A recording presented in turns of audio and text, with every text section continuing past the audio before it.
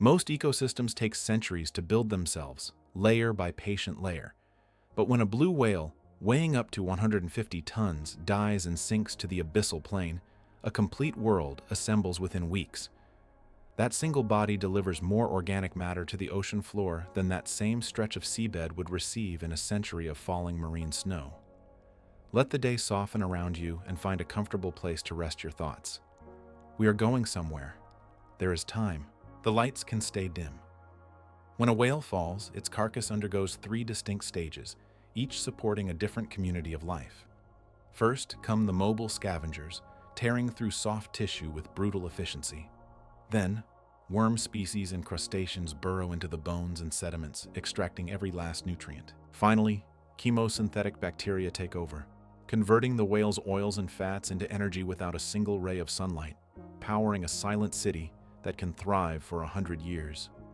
The ocean is a world of constant motion, yet its deepest expanses are realms of profound stillness.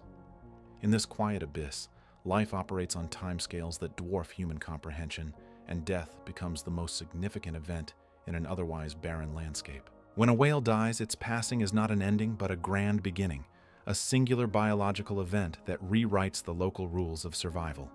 The death of a whale in the open ocean can occur for many reasons, each as vast and complex as the creature itself.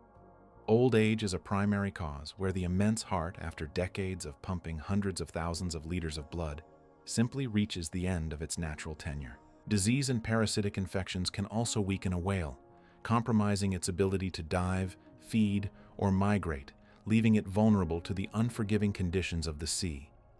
Predation is another significant factor, particularly for calves and weakened adults. A pod of orcas working in coordinated precision can overwhelm even a massive baleen whale, their attacks lasting for hours until the giant succumbs to exhaustion and blood loss. In more modern times, the fast-moving hulls of large container ships have become a lethal and silent threat, with collisions often proving fatal even when they are not immediately recognized as such. Regardless of the cause, the moment of death triggers a cascade of physical and chemical processes that are entirely dictated by the laws of physics and biology. The first and most visible transformation is the cessation of the whale's own internal regulation. The body's temperature begins to equalize with the surrounding water, and its immense mass is surrendered to the ocean's currents. The creature, once a master of the deep, becomes a passive object subject to pressure, buoyancy, and the relentless work of decomposition. In the initial hours following death, the whale's body typically remains at the surface or in the upper water column, buoyed by the air still trapped in its massive lungs. This is the beginning of the floating phase, a period dominated by the internal generation of gases. As the whale's own cells die, their internal membranes break down, releasing enzymes that begin the process of autolysis, or self-digestion, and the gut's resident bacteria, freed from the constraints of the living host, begin to multiply at an explosive rate. This microbial activity is the engine of putrefaction, a chemical process that consumes the body's own organic matter and produces a suite of gases as metabolic byproducts.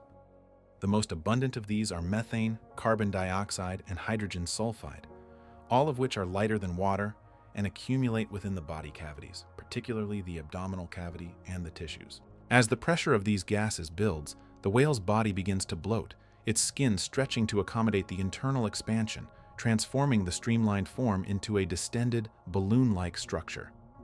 The duration of this surface float is highly variable, dictated primarily by the temperature of the surrounding water. In warm tropical waters, the metabolic rate of the decomposing bacteria is accelerated, and the production of gas is rapid and intense, causing the body to bloat and become buoyant quickly, sometimes within a day. In these conditions, the body may float for only a few days before the pressure of the gases becomes too great for the skin to contain, leading to a catastrophic rupture that releases the gas and causes the body to lose its buoyancy. In stark contrast, the cold polar waters slow down all chemical reactions, including decomposition. A whale that dies in the freezing waters of the Arctic or Antarctic may remain bloated and floating for several weeks, its tissues preserved like a natural refrigerator. The temperature of the water is the single most important variable in this initial phase, determining the precise timeline of the whale's journey from the sunlit surface to the lightless abyss. Eventually, the internal gas pressure reaches a critical point, and the skin of the whale can no longer contain it. The body may rupture, often at the abdomen or the mouth, releasing a plume of gas and fluid into the water. This is not an explosion in the dramatic sense, but a physical failure of the integument, a sudden venting that allows water to flood the internal cavities. The loss of the gas, combined with the influx of dense seawater, rapidly destroys the whale's positive buoyancy, and the body begins its long, final descent.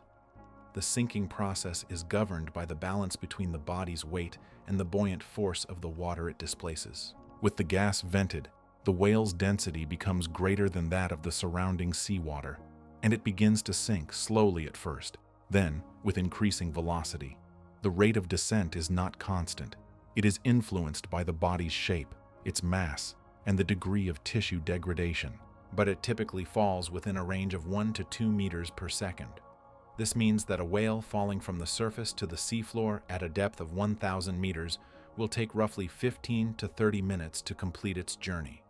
For a whale sinking to a depth of 4,000 meters, the descent can take anywhere from 1 to 2 hours. This is a relatively swift journey, a silent fall through the twilight zone and into the abyssal plain, but it is a journey of immense physical transformation, for the water pressure increases by roughly 1 atmosphere for every 10 meters of depth.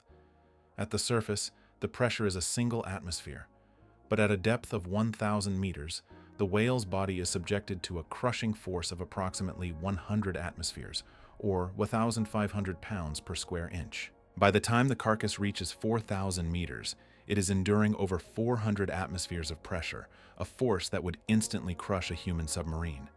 The whale's body, however, is not a sealed vessel. It is porous and filled with fluid, so the pressure is transmitted equally throughout its tissues. This immense pressure does not crush the carcass in a dramatic implosion, but it does have profound physical effects. Any remaining pockets of gas within the lungs or other cavities are compressed to a fraction of their original volume. The bones, which are porous and filled with fatty marrow, are compressed, and the overall structure of the body becomes denser and more compact. The pressure acts as a preservative of sorts, inhibiting the growth of certain bacteria that require lower pressures, while simultaneously altering the physical state of the carcass, making it firmer and more resistant to deformation. As the whale descends, the water temperature also drops, often to just a few degrees above freezing. This cold environment further slows the chemical processes of decomposition, effectively flash freezing the outer layers of the body. The whale falls through the water column as a cold, dense, and pressurized mass, a macabre time capsule of organic material descending into the dark. The journey ends when the body makes contact with the seafloor, an event that is both a physical impact and a chemical detonation. The impact is not a gentle landing. A large whale carcass can weigh between 40 and 150 tons, and it strikes the sediment with considerable force. This impact can displace the soft, silty mud, creating a shallow depression or furrow where the body comes to rest, and potentially disturbing the delicate benthic community that lives in the top layers of the sediment. The physical impact, however, is far less consequential than the chemical and biological event that it precipitates. The arrival of a single whale fall represents an instantaneous, massive input of organic matter to a region that is otherwise starved of resources. The deep seafloor is a food desert, where the only source of energy is marine snow, a slow, continuous drizzle of organic detritus from the surface waters, consisting of fecal pellets, dead plankton, and other microscopic fragments. This marine snow is incredibly sparse. It can take months or even years for a single square meter of the seafloor to accumulate a meaningful amount of organic carbon. The arrival of a single whale carcass, however, delivers an amount of organic matter that is equivalent to roughly 2,000 years of ambient marine snow falling onto a single spot on the seafloor. It is not an incremental addition. It is a sudden, catastrophic bonanza of energy and nutrients, a single, massive pulse of life-giving carbon in a landscape of near-total scarcity. This sudden influx of organic material triggers an immediate and dramatic chemical transformation of the local environment. The first change is a profound oxygen depletion. As the carcass begins to decompose, the bacteria and other organisms that colonize it consume oxygen at a ferocious rate, far exceeding the rate at which it can be replenished by the surrounding currents. This creates a local dead zone, a hypoxic or even anoxic zone directly beneath and around the carcass, where oxygen concentrations plummet to near zero. The sediment beneath the whale fall becomes chemically altered as this oxygen is stripped away. In the absence of oxygen, the microbial community shifts to anaerobic respiration, using alternative electron acceptors like sulfate. This process leads to the production of hydrogen sulfide, a toxic and highly reactive chemical that diffuses into the surrounding sediment and water. The sediment itself becomes enriched with organic carbon and nutrients like nitrogen and phosphorus, creating a chemical signature that is entirely distinct from the surrounding barren seafloor. This chemical transformation is visible in the sediment's color and texture. The normally pale oxidized top layer of the mud is replaced by a dark, black or greenish-black layer, rich in sulfides and depleted of oxygen. The physical structure of the sediment is also altered, becoming more fluid and unstable as the organic matter decays. The seafloor in the immediate vicinity of the whale fall is no longer a stable, quiet plain. It is a chemically active, oxygen-starved site of intense microbial activity. In the first days after the whale comes to rest, the seafloor around it is a scene of stark and dramatic change. The carcass itself lies in a shallow depression, its skin beginning to slough off in the cold, deep currents. A visible plume of fine organic particles may drift away from the body, carried by the bottom currents, creating a trail of enriched sediment that extends down current. The water directly above the carcass is often slightly hazy, filled with a suspension of bacteria and dissolved organic matter that has been released from the decomposing tissues. The most immediate visual change is the darkening of the sediment around the body, a clear sign of the anoxic conditions that have taken hold. The very surface of the whale's skin begins to develop a faint whitish film, the first visible sign of the microbial colonies that are beginning to break down the immense structure. The scene is one of profound stillness, but it is a stillness of immense chemical and biological activity, a silent city beginning to form in the abyss, powered by the death of a giant. The physical chemistry of the sinking begins long before the whale reaches the seafloor, in the water column itself. As the carcass descends, the immense pressure increases by roughly 1 atmosphere for every 10 meters of depth, compressing the gases within the body cavity and altering the solubility of the dissolved gases in the surrounding water. The cold temperatures of the deep, typically hovering just above freezing, slow the rate of all chemical reactions, yet they also increase the capacity of seawater to hold dissolved oxygen and carbon dioxide. This cold, dense water mass is a chemically distinct environment from the sunlit surface, and the whale's tissues are suddenly subjected to a drastic shift in osmotic and hydrostatic conditions.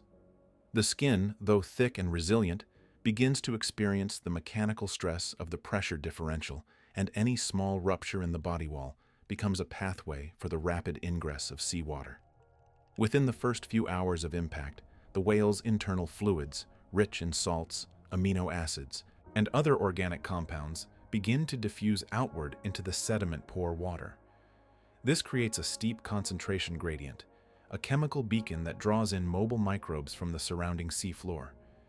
The initial decomposition is driven by the whale's own autolytic enzymes, which break down cellular structures from within, a process that is purely chemical and independent of external life. These enzymes, once held in check by cellular compartmentalization, are now free to catalyze the hydrolysis of proteins, lipids, and carbohydrates, releasing a torrent of simpler molecules into the surrounding environment. The result is a localized spike in dissolved organic carbon, a measurable change that can be detected in the water column for several meters around the carcass.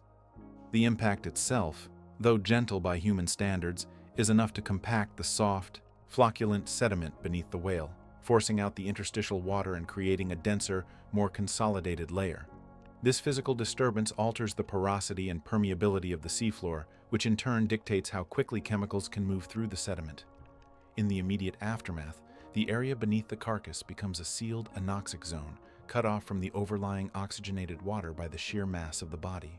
The oxygen that was present in the top few centimeters of sediment is rapidly consumed by the surge of microbial activity, and the redox potential of the sediment plummets. This shift from oxic to anoxic conditions is the single most important chemical change in the early stages of the whale fall, as it determines which metabolic pathways can operate. The decomposition of the soft tissues releases a complex mixture of volatile fatty acids, such as acetate, propionate, and butyrate, which are the byproducts of anaerobic fermentation. These acids lower the pH of the surrounding sediment and water, creating a localized acidic microenvironment that accelerates the breakdown of bone minerals.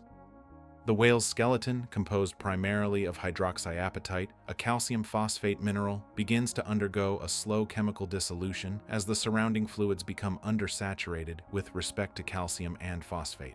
This process is initially slow, but it is the first step in the long-term transformation of the bones into a substrate for chemosynthetic communities.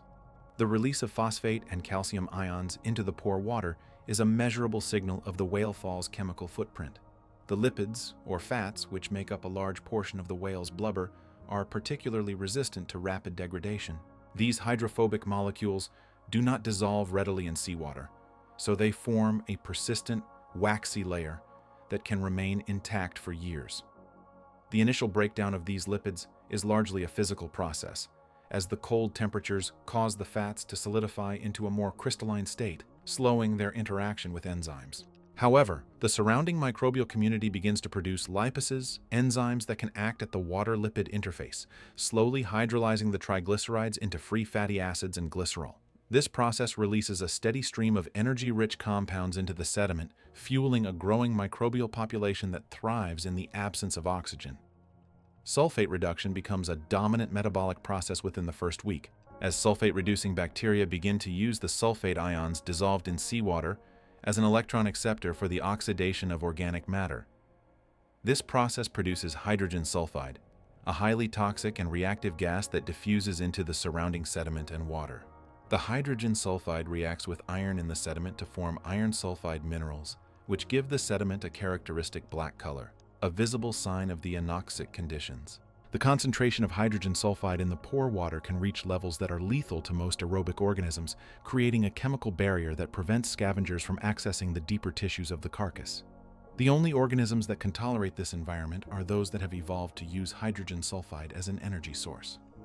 The interaction between the whale's tissues and the surrounding seawater also involves a significant exchange of gases. The decomposition processes consume oxygen and produce carbon dioxide, methane, and hydrogen sulfide, all of which diffuse out of the carcass and into the water column. The area directly above the whale becomes slightly enriched in these gases, creating a chemical plume that can be detected by sensitive instruments. The methane, in particular, is a potent greenhouse gas, but in the deep ocean, much of it is consumed by methanotrophic bacteria before it can reach the atmosphere. This microbial filter is a crucial part of the deep-sea carbon cycle, and the whale fall provides a concentrated source of methane that stimulates the growth of these specialized bacteria. The physical structure of the carcass also undergoes significant changes in the first few days as the internal pressure from gas production begins to deform the body. The gases produced by anaerobic decomposition, including methane and carbon dioxide, accumulate in the body cavity, causing the carcass to swell and sometimes rupture. This is not a violent event, but a slow, steady expansion that can create new openings in the skin, allowing more seawater to enter and more organic matter to escape.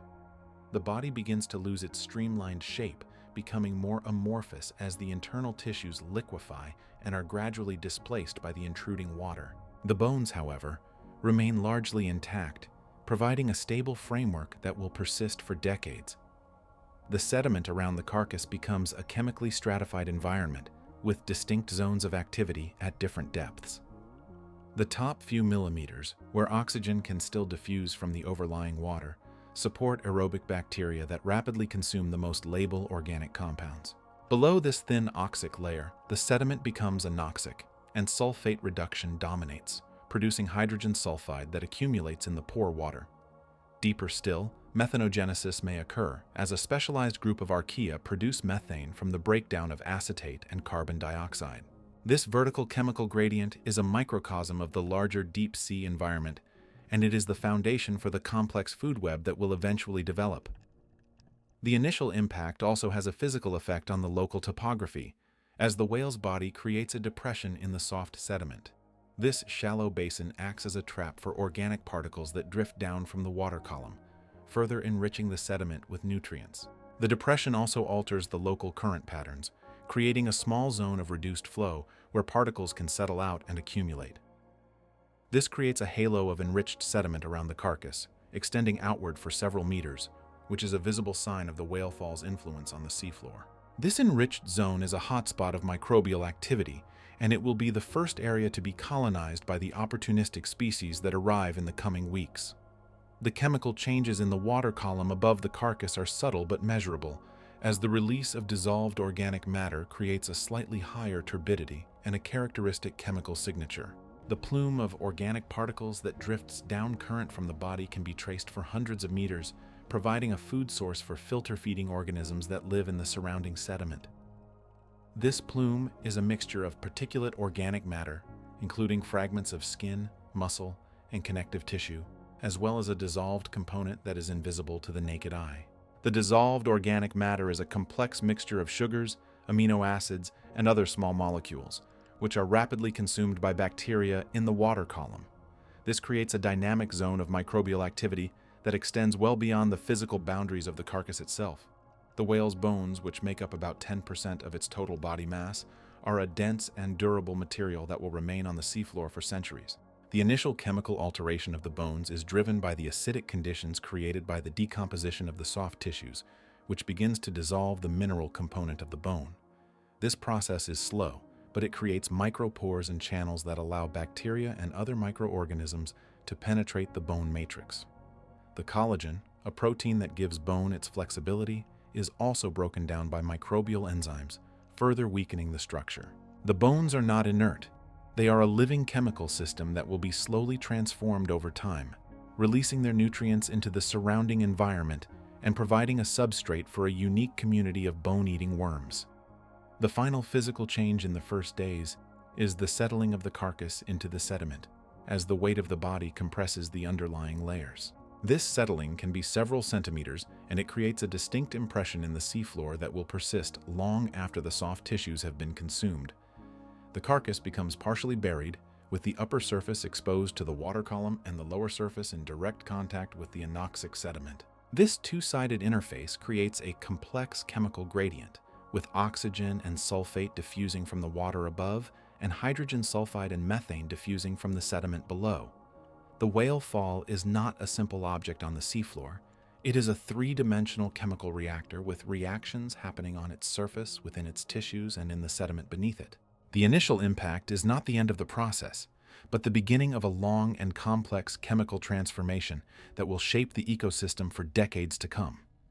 The chemical gradients that form across the buried carcass are not static boundaries, but dynamic zones where molecular diffusion operates at different rates. Oxygen molecules, carried by the slow ambient currents, penetrate only the top few millimeters of the exposed blubber and skin before being consumed by microbial respiration. Beneath this thin oxic layer, the interior of the whale becomes progressively anoxic as the dense lipid-rich tissues do not allow for the rapid percolation of seawater. This oxygen depletion is a purely physical consequence of the carcass's size, because the surface area available for gas exchange is minuscule compared to the sheer volume of organic material that demands oxidation. The result is a self-shielding structure, where the outer layers act as a barrier that preserves the inner mass from immediate decomposition by aerobic bacteria.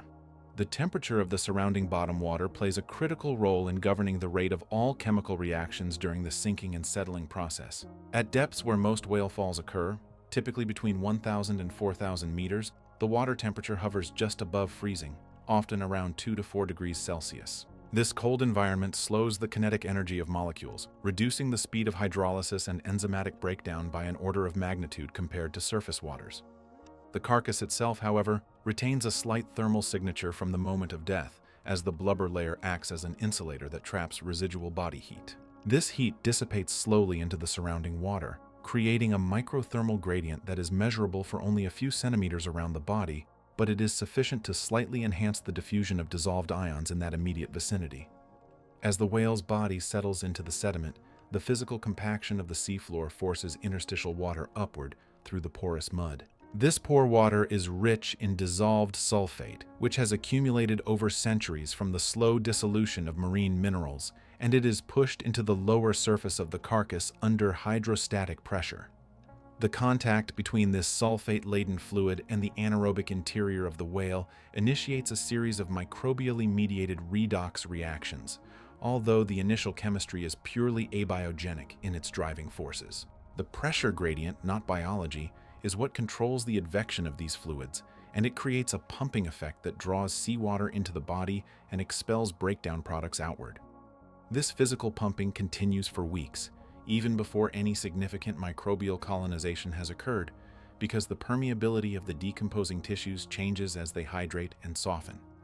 The buoyancy of the carcass, once negative and stable, undergoes subtle shifts during the first days on the seafloor due to the exchange of gases within the body cavity.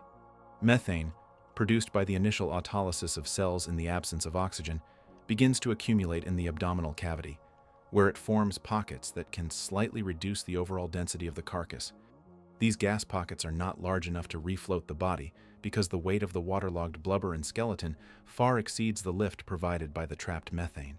However, they do create internal pressure gradients that force fluids through the body wall, a process that can be observed as faint plumes of turbid water rising from the carcass. This efflux of dissolved organic carbon and ammonia into the water column represents the first chemical donation from the whale fall to the surrounding environment, and it attracts scavengers from great distances. The sediment beneath the carcass undergoes a dramatic physical change as the weight of the whale compresses the upper layers, reducing their porosity and water content. This compaction alters the redox potential of the sediment because the squeezed-out pore water carries oxygen and nitrate downward, while the remaining sediment becomes more reducing. The interface between the whale and the sediment is not a smooth plane, but a rough, irregular boundary where the ribs and skull protrude into the mud, creating microhabitats with varying chemical conditions. These protruding bones act as wicks, drawing dissolved compounds from the sediment upward into the water column. And they also provide hard surfaces for the attachment of sessile organisms that will arrive later. The physical imprint of the whale in the sediment is thus a complex, three-dimensional structure that influences chemical transport for years. The initial impact of the carcass on the seafloor also generates a local disturbance in the bottom currents, as the sudden presence of a large obstacle alters the flow regime of the water passing over it. The boundary layer, which is the thin region of water where velocity decreases due to friction with the seafloor, is disrupted by the whale's body, creating turbulence and eddies on the downstream side.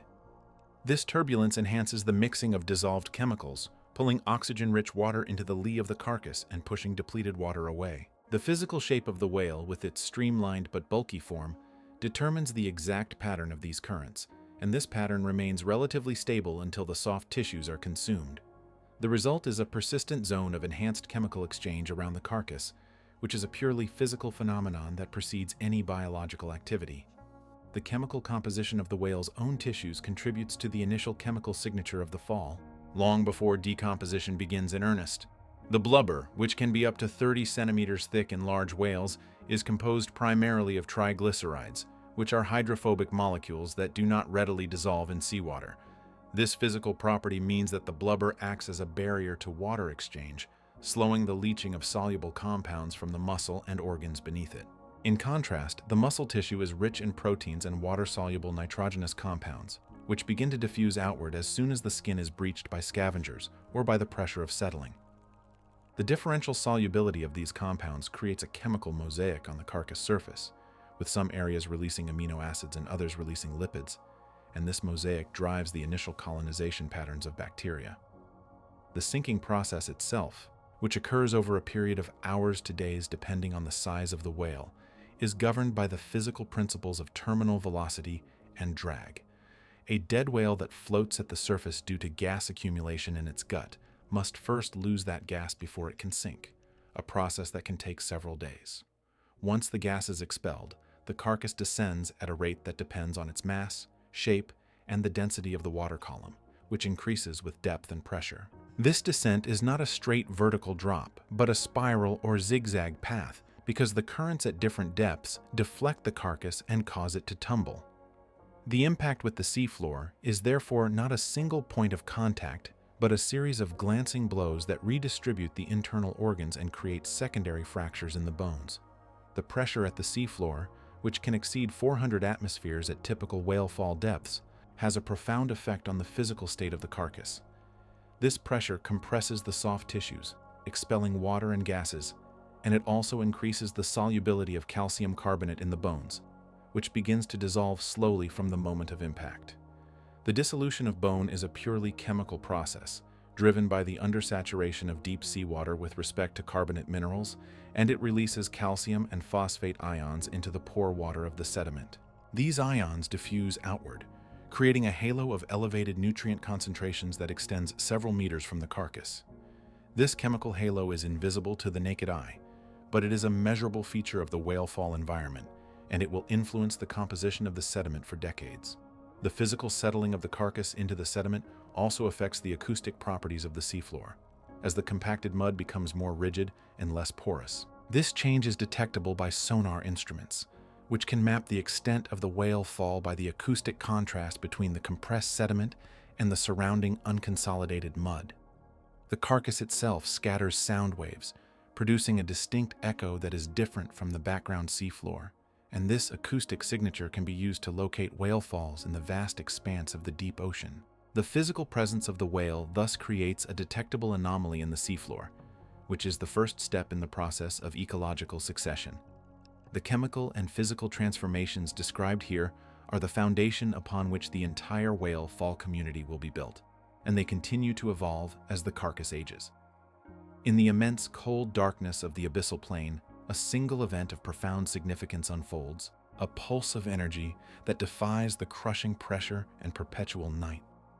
When a great whale, a leviathan of the sunlit upper waters, completes its final descent, its body becomes a sudden and colossal island of sustenance in a desert of sediment. This is not an ending, but a beginning, a signal that travels through the water column, summoning a host of creatures from the shadows. The first to arrive are the true opportunists, the deep sea's own vultures, who patrol the vast expanses of the ocean floor with an unerring sense for the rare and precious bounty of death. Sleeper sharks, with their sluggish, deliberate movements and dark, unblinking eyes, are often among the first to find the carcass, guided by an olfactory trail that can stretch for miles. These formidable predators, some reaching lengths of over 7 meters, are not the swift hunters of the open ocean, but patient scavengers, their rough skin and powerful jaws perfectly adapted for tearing away huge chunks of blubber and flesh. Alongside them, the six-gill sharks, ancient and primitive in their appearance, also rise from the depths, their single dorsal fin set far back on their bodies, a testament to their ancient lineage, to claim their share of the feast.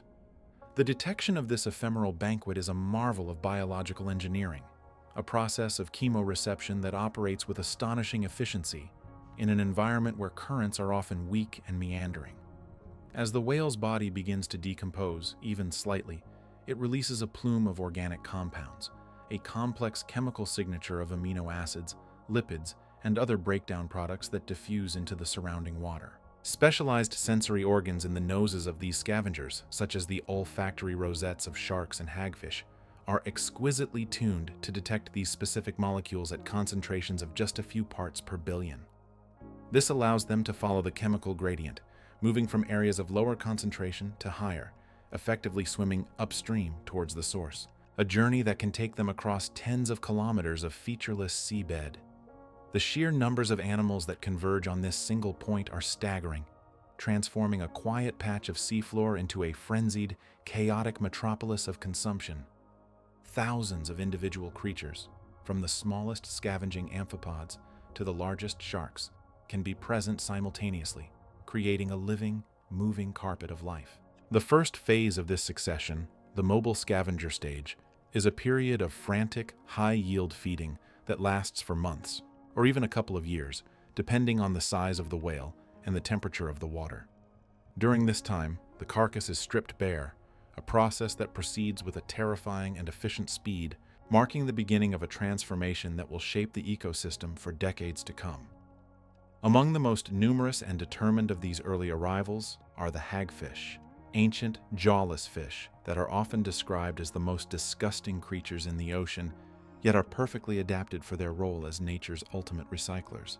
These eel-like animals, which can grow up to a meter in length, are almost blind, but they possess an extraordinary sense of smell and a unique method of feeding. They do not have jaws to bite with, but instead use a rough, rasping tongue covered in tooth-like structures to burrow directly into the whale's flesh, often entering through the mouth, gills, or any open wound. As they burrow, they secrete massive amounts of slime, a defensive mechanism that can clog the gills of any would-be predator, but which also serves to lubricate their own passage through the dense tissue. A single whale carcass can attract hundreds, even thousands of hagfish, which will consume an incredible amount of soft tissue from the inside out. They work relentlessly, their serpentine bodies twisting and turning as they carve out tunnels and cavities within the blubber and muscle, reducing the solid mass of the whale to a honeycomb of passages. This internal erosion is so effective that a large whale, which might weigh over 100 tons, can be reduced to little more than skin and bone in a remarkably short period. The hagfish's feeding is not a neat process. It is a messy, voracious consumption that creates a cloud of debris and organic particles, which in turn attracts even more scavengers to the scene. The feeding hierarchy is not strictly a matter of size, but rather of adaptation and efficiency. The largest predators, like the sleeper and six-gill sharks, are capable of tearing off massive chunks of the carcass, using their powerful bodies and serrated teeth to rip away blubber and muscle with a violent shake of their heads. They are the first to feed on the most energy-rich parts of the whale, the thick layer of blubber that lies just beneath the skin, which provides them with a dense source of calories. These sharks are not constant feeders. They may take a few large bites and then retreat to the surrounding darkness to digest, allowing other, smaller scavengers to move in. Following the sharks are the rat-tail fish, also known as grenadiers, which belong to the family Macroridae. These fish, with their large heads, tapering bodies, and long, whip-like tails, are the most abundant deep-sea fish on the planet, and they are drawn to the carcass in enormous numbers. They are not capable of tearing through the tough skin of the whale, so they wait for the larger predators to open the carcass. Then they move in to feed on the exposed flesh and the scraps that drift down. They circle the site in a slow, mesmerizing dance, their large eyes and sensitive barbels helping them to locate the smallest morsels of food in the dark, murky water. The smallest members of this scavenging army are the mobile crustaceans, particularly the lycian acid amphipods, which are the deep-sea equivalent of terrestrial maggots. These tiny, shrimp-like creatures are perhaps the most numerous of all, arriving in their millions to feast on the bacteria and the smallest particles of organic matter that are constantly being shed from the carcass. They are a crucial part of the process, breaking down the tissue on a microscopic level and converting it into their own biomass, which in turn becomes food for the larger fish and crustaceans. Spider crabs, with their long, spindly legs, also scuttle over the carcass, using their claws to pick at the flesh and to scavenge for any invertebrates that have been attracted to the feast. The rate of consumption during this stage is truly staggering, a testament to the sheer metabolic demand of this temporary community. A single large whale can lose an estimated 40 to 60 kilograms of tissue per day during the peak of the mobile scavenger stage. This is not a slow, gradual process, but a rapid and efficient stripping of resources as the scavengers work around the clock to consume the energy-rich bounty before it can decay further. This massive input of energy supports a temporary but incredibly productive ecosystem, one that is perfectly adapted to exploit a resource that appears only rarely and unpredictably across the vast and barren seafloor. As the months pass, the work of the scavengers begins to take its toll on the massive carcass. The vast majority of the soft tissue, the blubber and the muscle, is consumed, and the frenzied activity begins to subside. The sharks, their hunger satisfied, begin to depart, moving off into the darkness in search of their next meal, while the hagfish, their burrowing work complete, also start to leave, their bodies swollen with the rich food they have consumed. The dense clouds of amphipods and other small scavengers thin out, their numbers dwindling as the readily available food source disappears. What remains is a sight both haunting and majestic, the stark white skeleton of the whale lying like an abandoned cathedral on the muddy plain. The bones, stripped of all flesh, are not entirely clean, however. They are covered in a thin, greasy film of residual organic matter, and the sediment around the carcass has been visibly enriched. The seafloor, once a uniform expanse of pale, nutrient-poor ooze, is now a dark, stained area, saturated with the lipids and organic compounds that have leached from the decomposing body. This enriched sediment is a clear sign of the immense biological activity that has just occurred, a dark, fertile halo that marks the final resting place of a giant. The mobile scavenger stage, for all its violence and chaos, is just the first chapter in the long story of a whale fall. It is a period of rapid and dramatic change, where the energy of a single life is quickly redistributed among a vast and hungry community. The removal of the soft tissue is not an end, but a transformation, a necessary step that prepares the way for the next, more patient and specialized group of colonizers. As the last of the hagfish wriggle away into the sediment and the final rat-tail fish turns its tail to the current, the skeleton is left in silence, but it is not empty or lifeless. The bone itself, which has resisted the teeth and tongues of the scavengers, still holds a secret, a final repository of energy that will be unlocked by a different kind of creature entirely. The greasy film on the bones and the enriched sediment are not just waste. They are a signal, a chemical beacon that will soon summon a new community, one that does not rely on teeth or claws, but on a far more subtle and ancient form of consumption. For now, the city of the dead is quiet, its first, most raucous inhabitants gone, but the stage is set, and the next act of this deep-sea drama is about to begin. The skeleton, stripped and gleaming in the faint blue light of the abyss, waits patiently, its very structure a promise of the strange and unexpected life that is yet to come. The departure of the mobile scavengers does not happen all at once, but in a gradual, staggered withdrawal that mirrors the order in which they arrived. The largest of the sharks, having gorged themselves to the point of immobility, are often the first to leave, their slow, circling retreats carrying them back into the dark water from which they came. They are followed by the smaller, bony fish, the rat-tails and the eels, which find their easy meals growing scarcer with each passing hour.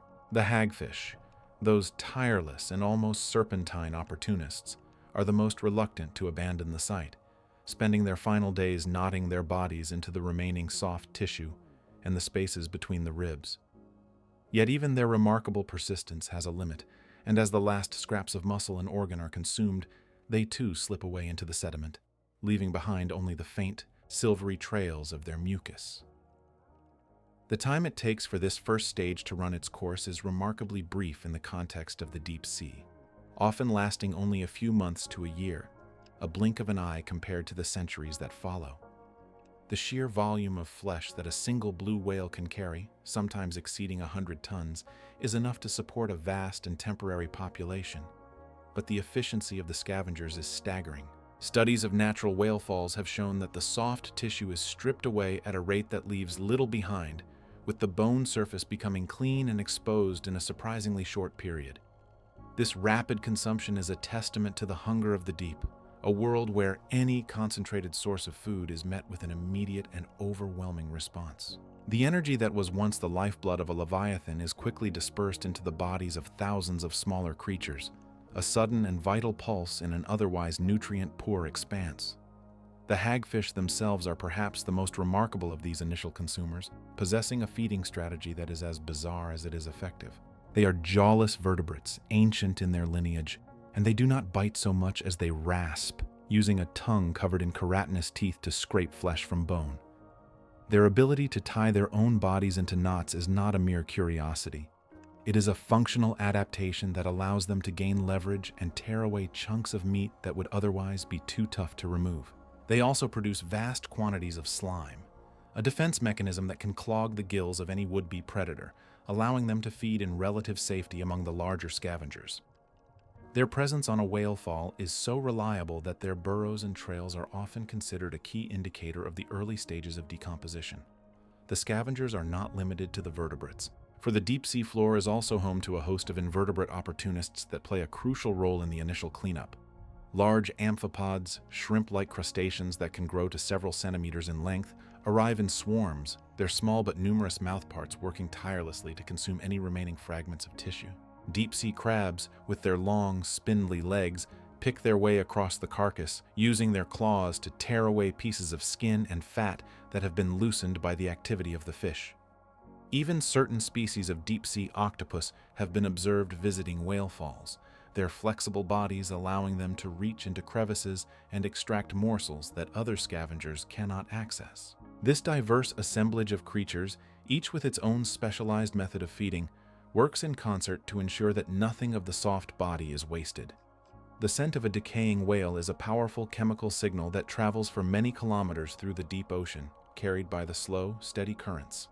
This odor plume is a beacon of opportunity, a message that a rare and massive feast is available, and it is this signal that draws the scavengers from their scattered territories. The efficiency of this communication network is remarkable, with animals arriving from distances that would take them days or even weeks to traverse. It is a testament to the acute senses of these deep-sea creatures, which have evolved to detect the faintest traces of organic matter in the water column. The whale fall becomes a temporary hub of activity, a point of convergence in the vast emptiness of the abyssal plain. As the last of the flesh is removed, the character of the scavenger community begins to shift, with the focus moving from the soft tissue to the tougher, more durable parts of the carcass. The skin, which is thick and leathery, is often the last of the soft tissues to be consumed, and it may persist for some time, providing a temporary shelter for smaller animals. The blubber, rich in energy-dense oils, is a highly prized resource, and its removal often leaves a greasy, dark stain on the surrounding sediment. This oily residue is not simply waste, it is a chemical enrichment that will have a profound effect on the local ecosystem for years to come. The sediment beneath and around the carcass becomes saturated with organic compounds, creating a nutrient-rich patch that will attract a new set of colonizers. The bones themselves, which are the most prominent feature of the whale fall after the scavengers have departed, are not the inert mineral structures they might appear to be. They are, in fact, a complex matrix of calcium phosphate and collagen, and they contain a significant amount of lipids, or fats, within their internal cavities. This internal fat, which can make up a substantial percentage of the bone's weight, is the true prize that will be sought by the next wave of inhabitants. The scavengers, with their teeth and claws, are largely unable to access this internal energy source, as the bone's outer surface is too hard for them to break. This leaves a treasure trove of food that is locked away, waiting for a more specialized and patient group of organisms to arrive. The physical disturbance caused by the scavengers is also a significant factor in shaping the future of the whale fall site. The churning of the sediment by the feeding fish and the burrowing of the hagfish creates a patch of disturbed oxygenated sediment that is very different from the surrounding compacted mud. This disturbance can expose buried organic matter and create new microhabitats for small invertebrates. The feeding pits and trails left behind by the scavengers become small depressions that can collect detritus and provide shelter for a variety of organisms. In this way, the very act of consumption prepares the ground for the next stage of succession, a process that is both destructive and creative. The departure of the final scavenger marks a clear transition point in the life of the whale fall, a moment when the frenetic activity of the first stage gives way to a period of relative quiet. The skeleton, now stripped of all its soft tissue, lies exposed on the seafloor, its white bones a stark contrast to the dark sediment. The water around it is clear again, the clouds of sediment and the frenzy of feeding having subsided. But this quiet is deceptive, for the chemical signals emanating from the bones are already beginning to change, attracting a new and entirely different community of life. The first stage, the stage of the mobile scavengers, is complete, but its legacy will be felt for decades, as the enriched sediment and the exposed bones set the stage for the slow, methodical work of the next inhabitants. The silence is not an absence of life, but a prelude to a more subtle and enduring form of colonization. The initial frenzy of the mobile scavenger stage is a spectacle of biological opportunism, a brief and violent window in which the ocean's most efficient decomposers converge on a resource that is both vast and ephemeral. The first arrivals, often within hours of the whale's sinking, are the hagfish, primitive jawless fish that possess a remarkable ability to burrow directly into the carcass through any available opening, such as the mouth, the gills, or a wound sustained during the descent. These eel-like creatures, with their soft, scaleless bodies and slime-producing glands, tie themselves into knots to gain leverage and tear away chunks of flesh, working from the inside out in a manner that is both gruesome and highly effective. They are accompanied by sleeper sharks, such as the Greenland shark, which are slow-moving but powerful predators capable of slicing through the tough skin and blubber with their sharp, serrated teeth, creating large openings that allow smaller scavengers to access the rich internal organs. The sheer abundance of these first responders can be staggering, with hundreds of hagfish and sharks sometimes observed on a single whale fall, their combined efforts visibly reducing the carcass in a matter of days. As the larger predators open up the body cavity, a second wave of mobile scavengers arrives, drawn by the scent of decaying tissue that travels as a chemical plume in the deep ocean currents. Amphipods, which are small, shrimp-like crustaceans, swarm in enormous numbers, their tiny mandibles working tirelessly to strip the remaining flesh from the bones and consume the soft internal organs. These scavenging amphipods, some of which belong to the genus Eurythanes, are highly mobile and can travel significant distances to locate a food source, their populations exploding in response to the sudden availability of nutrients. Alongside them, the deep-sea lithidid crabs, such as those of the genus Paralomus, march across the seafloor in a slow, deliberate procession, using their powerful claws to tear off pieces of tissue that are too large for the amphipods to manage.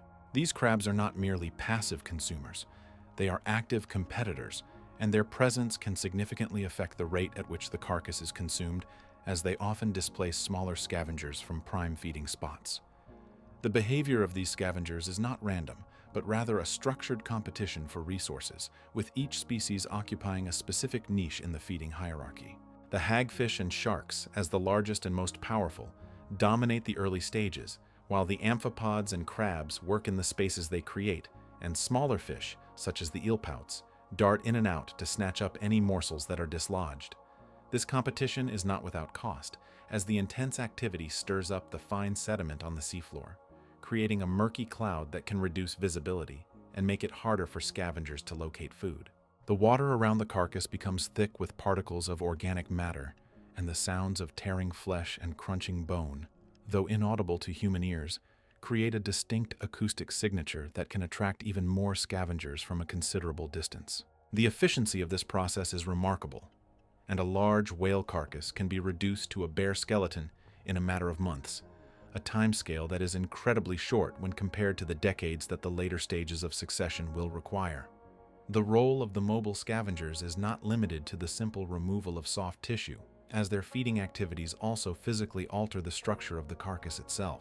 The burrowing of hagfish creates tunnels and channels within the muscle and blubber, which expose new surfaces to the water and allow oxygen to penetrate deeper into the tissue, accelerating the process of decomposition. The gnawing of sharks and crabs breaks apart large bones and connective tissues, scattering fragments across the seafloor and creating a more dispersed distribution of organic material. This physical breakdown is a crucial step, as it increases the surface area available for microbial colonization and makes the nutrients trapped within the bones more accessible to future inhabitants. The scavengers themselves also contribute to the local environment by producing waste products, such as feces and ammonia, which enrich the surrounding sediment and provide a food source for a variety of benthic organisms, including deposit-feeding worms and sea cucumbers. The duration of the mobile scavenger stage is highly variable, depending on a number of factors, including the size of the whale, the depth of the seafloor, and the local population densities of scavenging species. A larger whale, such as a blue whale, can provide sustenance for a much longer period than a smaller species, simply because there is more tissue to consume. The depth of the seafloor is also a critical factor, as the cold temperatures and high pressures of the deep ocean slow down the metabolic rates of the scavengers, which in turn slows down the rate of consumption. In shallower, warmer waters, the scavenger stage may be completed in a matter of weeks, while in the deep sea it can last for several years, a testament to the extreme conditions that govern life in this environment. The presence of other scavengers, such as the deep-sea isopods, which are large woodlouse-like crustaceans, can also influence the pace of consumption, as they are voracious feeders that can strip a carcass of its flesh in a surprisingly short amount of time. The decline of the mobile scavenger stage is not a sudden event, but rather a gradual tapering off, as the available food becomes scarcer and the competition becomes more intense. As the soft tissue is consumed, the remaining scraps become harder to find, and the larger scavengers begin to move on to other opportunities, leaving the smaller, more specialized feeders to pick over the leftovers. The amphipods, which are the most numerous of the scavengers, are often the last to leave, as they are able to subsist on the smallest fragments of organic matter. Eventually, even they begin to dwindle in number, and the carcass is left with only the bare bones, which are now covered in a thin layer of sediment and the remnants of the feeding frenzy. The water around the site begins to clear, and the currents once again flow freely, carrying away the last traces of the decomposition plume. The bustling city of the first stage is now empty, its inhabitants having dispersed across the vast ocean floor, leaving behind a quiet monument to their feast. This departure is not an end, but rather a transformation, as the chemical composition of the bones and the surrounding sediment has been fundamentally altered by the activities of the scavengers. The rich organic matter that once filled the carcass has been largely exported, either consumed or broken down into simpler compounds, but a significant portion has also been incorporated into the sediment, where it will slowly be mineralized over time. The bones themselves, now stripped of their protective covering of flesh, are exposed to the water column and begin to undergo a process of chemical weathering, releasing calcium phosphate and other minerals into the surrounding sediment. This chemical enrichment is the key that will unlock the next stage of succession, as it creates a unique habitat that is specifically suited to the needs of a new community of organisms. The bones are no longer just a source of food, but a foundation for a new ecosystem, a silent city that will be built over the course of decades, layer by layer, by a succession of specialized inhabitants. The legacy of the mobile scavenger stage is therefore not just the removal of flesh, but the creation of a new environment, a complex mosaic of enriched sediment and exposed bone that will be colonized by a completely different set of life forms. The physical disturbances caused by the scavengers, such as the burrowing of hagfish and the crushing of bones by sharks, have created a heterogeneous landscape, with pockets of organic matter and exposed mineral surfaces that provide a wide range of microhabitats. These microhabitats are the building blocks for the next stage, as they offer a variety of niches for organisms with different feeding strategies and environmental tolerances. The stage is now set for the arrival of the enrichment opportunist specialists, the worms and the snails that will begin the slow, methodical work of extracting the remaining energy from the bones, a process that will take decades to complete. The silence that now descends on the whale fall is not a sign of death, but a moment of anticipation, a quiet prelude to the next chapter in the life of this remarkable ecosystem. The first stage of succession has laid the groundwork, and the bones are ready to be inhabited once more, beginning a new cycle of life that will persist for generations. The process of decomposition and consumption is not a simple destruction, but a complex and continuous recycling of matter and energy, a fundamental process that sustains life in the deep ocean and connects the surface world to the abyss. The silence that follows the departure of the last hagfish and sleeper shark is not an emptiness, but a prelude. The great carcass, now stripped of its soft muscle and blubber, has become a different kind of offering, one that sinks into the sediment and alters the very chemistry of the sea floor. The scavengers have taken their fill of the most accessible flesh, but their work has only begun the process of transformation, leaving behind a landscape saturated with the remnants of a colossal death. This is the moment when a new, invisible army arrives, not to tear and consume, but to burrow, to filter, and to breed in the rich, dark ooze that now surrounds the bones. This second act of the whale fall drama is known as the enrichment opportunist stage, a period that can last for months or even years, depending on the size of the whale and the depth of the water. The driving force of this stage is the immense patch of organic rich sediment that has been created by the scavengers' messy feeding and the natural decay of the soft tissues. This sediment, a dark, sulfidic sludge, is a banquet of lipids, proteins, and other organic compounds that have rained down from the carcass above. The water chemistry in this localized zone is profoundly altered, creating a habitat that is toxic to most marine life, but is a fertile paradise for a select group of highly specialized pioneers. The most conspicuous inhabitants of this enriched zone are the polychaete worms, a diverse class of bristleworms that have evolved remarkable strategies for thriving in these extreme conditions. Among them, the genera Victorniella and Ophriotrocha are the undisputed champions of the enrichment opportunist stage, often forming dense, writhing mats that carpet the sediment and the bones themselves. These small worms, some barely a few millimeters in length, are not feeding directly on the whale's tissue but on the vast bacterial populations that have exploded in the nutrient-rich environment. They are deposit feeders and grazers, sifting through the mud and scraping bacterial films from the surfaces of the bones, their high reproductive rates allowing them to quickly colonize every available surface. The sheer density of life at this stage can be staggering, with population densities of these worms and their fellow opportunists reaching up to 40,000 organisms per square meter. To visualize this, imagine a standard kitchen floor, roughly 2 square meters in area, teeming with nearly 80,000 individual animals, all wriggling, feeding, and reproducing in a space no larger than a small car. This is not a random collection of individuals, but a structured, dynamic community, a living carpet of consumption that is processing the whale's remains at an astonishing rate. The biomass of these small creatures can, in a matter of months, rival or even exceed the total weight of the whale that was originally consumed by the larger scavengers. This teeming metropolis is not limited to the worms alone, as a host of other invertebrates are drawn to the abundant food supply.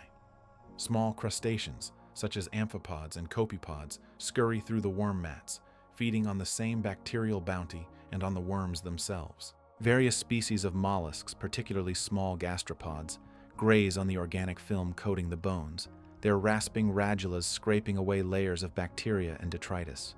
The bones themselves, once stark and white, become covered in a living veneer of life, a complex ecosystem of grazers, predators, and deposit feeders, all interacting within a space of a few square meters. The foundation of this entire opportunistic feast is the microbial community, which acts as a kind of biological bridge between the whale's remains and the larger animals. Bacteria are the primary decomposers, breaking down the complex organic molecules in the sediment and on the bones into simpler compounds that the worms and crustaceans can absorb. A critical part of this process is the breakdown of collagen, the tough, fibrous protein that gives bone its structural strength. While the scavengers of the first stage may have gnawed at the bones, they could not digest the collagen, leaving it behind to be exploited by a different suite of microorganisms. These bone-degrading bacteria secrete powerful enzymes that can solubilize collagen, effectively dissolving the bone matrix from the outside in. This process is slow and methodical, but it is relentless, and it releases a steady stream of amino acids and other nutrients into the surrounding environment. Some of these bacteria are aerobic, requiring oxygen to perform this work, while others are anaerobic, capable of breaking down organic matter in the oxygen-poor conditions found deep within the sediment. The action of these microbes slowly weakens the bone, making it more porous and accessible to the burrowing worms and other invertebrates, further accelerating the cycle of decomposition and consumption. This intense biological activity has a profound effect on the oxygen levels in the sediment, creating a dynamic and fluctuating environment. The decomposition of organic matter by bacteria consumes oxygen at a rapid rate, so the top few centimeters of sediment are often oxygenated, but deeper layers quickly become anoxic or devoid of oxygen. This creates a sharp chemical gradient where the sediment shifts from a light, oxygen-rich brown to a dark, almost black, sulfitic zone. The worms of the enrichment opportunist stage, particularly the Ophriotrocha species, are remarkably tolerant of these low oxygen conditions, possessing specialized hemoglobin that allows them to bind oxygen with high efficiency even when it is scarce. Some of these worms have even formed symbiotic relationships with sulfide-oxidizing bacteria, which live within their tissues and provide them with energy derived from the toxic hydrogen sulfide that is abundant in the anoxic sediment. This allows them to thrive in a habitat that would be lethal to most other animals, a testament to the power of evolution in extreme environments. The sediment itself becomes a patchwork of microhabitats, with aerobic bacteria at the surface, anaerobic bacteria below, and a mobile community of worms and crustaceans that are constantly moving between these zones to feed and breathe. The oxygen levels can fluctuate over time, as the rate of decomposition changes and the activity of burrowing organisms churns the sediment, bringing oxygenated water down and releasing sulfides up. As the months pass, the most readily available nutrients in the sediment begin to be depleted. The initial explosive growth of the enrichment opportunist community slows, and the population densities of the worms and crustaceans begin to decline. The most labile organic compounds, such as simple sugars and amino acids, are consumed first, leaving behind more refractory materials like chitin and the complex lipids that are harder to break down. The rate of bacterial activity slows, and the chemical gradients in the sediment become less extreme as the source of organic matter is exhausted. The vast, writhing mats of Victorniella begin to thin, and the frantic pace of reproduction and feeding gradually subsides. This gradual transition is not a sudden event, but a slow, continuous shift in the community structure. The species that were so successful during the initial bonanza begin to disappear, their populations crashing as their food supply dwindles. They are replaced by a more diverse, but less dense community of organisms that are better adapted to a lower, but more stable food supply. The bones, now heavily degraded and encrusted with microbial films, and the burrows of countless worms become the primary focus of this new phase.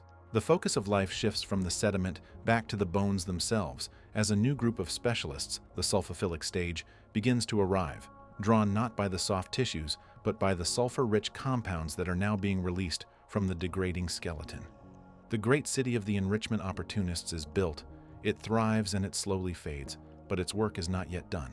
The bones it has helped to prepare will now become the foundation for a far stranger and more enduring community, one that will last for decades. And it is here, in the quiet, slow transformation of the bone itself, that the next chapter of this silent city is about to begin.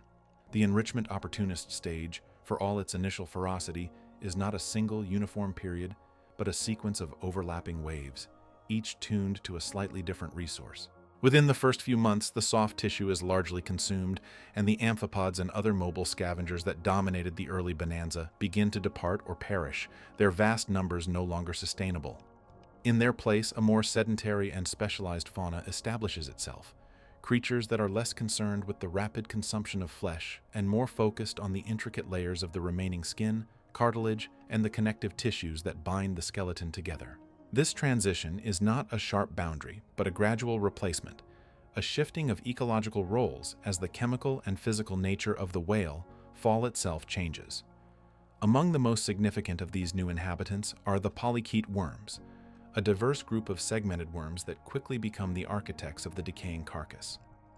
Some species, like those in the genus Ossidax, are particularly remarkable, having evolved a unique strategy to exploit the bones themselves. These worms, often called bone-eating worms, do not possess a mouth or a stomach. Instead, they secrete acid through their root-like tissues that penetrate the dense bone matrix, dissolving the calcium phosphate and releasing the lipids and proteins trapped within. The worms then rely on symbiotic bacteria living within their roots to convert these organic compounds into usable energy, a partnership that allows them to thrive in a world where food is locked away in the hardest of materials. The activity of these bone-eating worms is a slow, grinding process, yet their cumulative effect is profound. Over the course of several years, they can riddle a large whalebone with a network of tunnels and cavities, dramatically increasing its surface area and porosity. This physical breakdown is complemented by the chemical action of other microbes, which begin to decompose the remaining collagen and fats within the bone, releasing a steady stream of dissolved organic matter into the surrounding water. This slow leakage of nutrients creates a local enrichment zone, a halo of productivity that attracts a host of small deposit feeders, such as cumicians and nematodes, which sift through the sediment directly beneath the bones. The surface of the degrading bones themselves becomes a living carpet, a complex microbial mat composed of bacteria and fungi that flourish on the residual organic films. These mats are not passive coatings. They are active metabolic engines, consuming oxygen and releasing carbon dioxide, and in doing so, they alter the chemical microenvironment immediately adjacent to the bone. This alteration is crucial, as it creates the precise conditions necessary for the next wave of colonizers, a group of organisms that will not feed on the bone directly but on the chemical energy it can provide. The sediment around the whale fall, once a chaotic scene of frantic feeding, now becomes a more structured habitat, with distinct zones of oxygen depletion and sulfide accumulation, each supporting its own specialized community. The physical structure of the whale fall also provides a vital habitat for a range of mobile invertebrates that are not directly consuming the carcass. Small crustaceans, such as caprillid amphipods and tannades, find refuge among the tangled fibers of the decaying skin and the crevices of the exposed bones, using the whale as a three-dimensional reef in an otherwise featureless abyssal plain. These species are often generalists, capable of feeding on a variety of detritus and small prey, and they benefit greatly from the shelter and the concentrated food particles that accumulate within the complex structure of the fall. The presence of these animals, in turn, attracts a higher level of predators, such as small fish and larger crustaceans, which patrol the site, preying on the dense aggregations of worms and amphipods. As the years pass, the pace of change at the whale fall slows considerably, and the community structure becomes more stable and predictable. The most conspicuous of the early scavengers are gone, and the bone-eating worms, while still present, have reached a carrying capacity, their populations limited by the amount of bone available. The community is now dominated by the small, burrowing polychaetes and the crustaceans that live within the sediment and the bone matrix, a diverse but low biomass assemblage that is well adapted to a steady but modest food supply. This is the mature phase of the enrichment opportunist stage, a period of relative equilibrium where the energy flow is dominated by the slow decomposition of the skeleton. It is during this time that the sulfur cycle begins to assert itself more prominently, as the anaerobic bacteria deep within the bones and the sediment produce hydrogen sulfide as a byproduct of their metabolism. This toxic compound is a source of energy for a unique group of chemoautotrophic bacteria, which are not yet present in large numbers, but are beginning to establish themselves in the anoxic sediments and on the surfaces of the bones. These pioneer chemoautotrophs are the vanguard of the sulfophilic stage, and their presence signals a fundamental shift in the primary energy source of the entire community. The whale fall is no longer a simple cache of food, but is becoming a chemical oasis, a vent of energy that is independent of the sun. The transition from the enrichment opportunist stage to the sulfophilic stage is not a clean break, but a long, overlapping continuum. For many years, both communities will coexist, with the bone-eating worms and the sediment-dwelling polychaetes sharing the habitat with the growing colonies of sulfide-oxidizing bacteria. The rate of bone degradation, however, begins to slow even further, as the most accessible nutrients have been exhausted, and the remaining material is more resistant to biological attack. The whale fall is now a much quieter place, its surface a patchwork of bare bone, microbial mats, and the tubes of polychaete worms all working together in a slow, almost imperceptible process of decay and renewal. The final years of the enrichment opportunist stage are marked by a profound reduction in the density of organisms, but not necessarily in their diversity.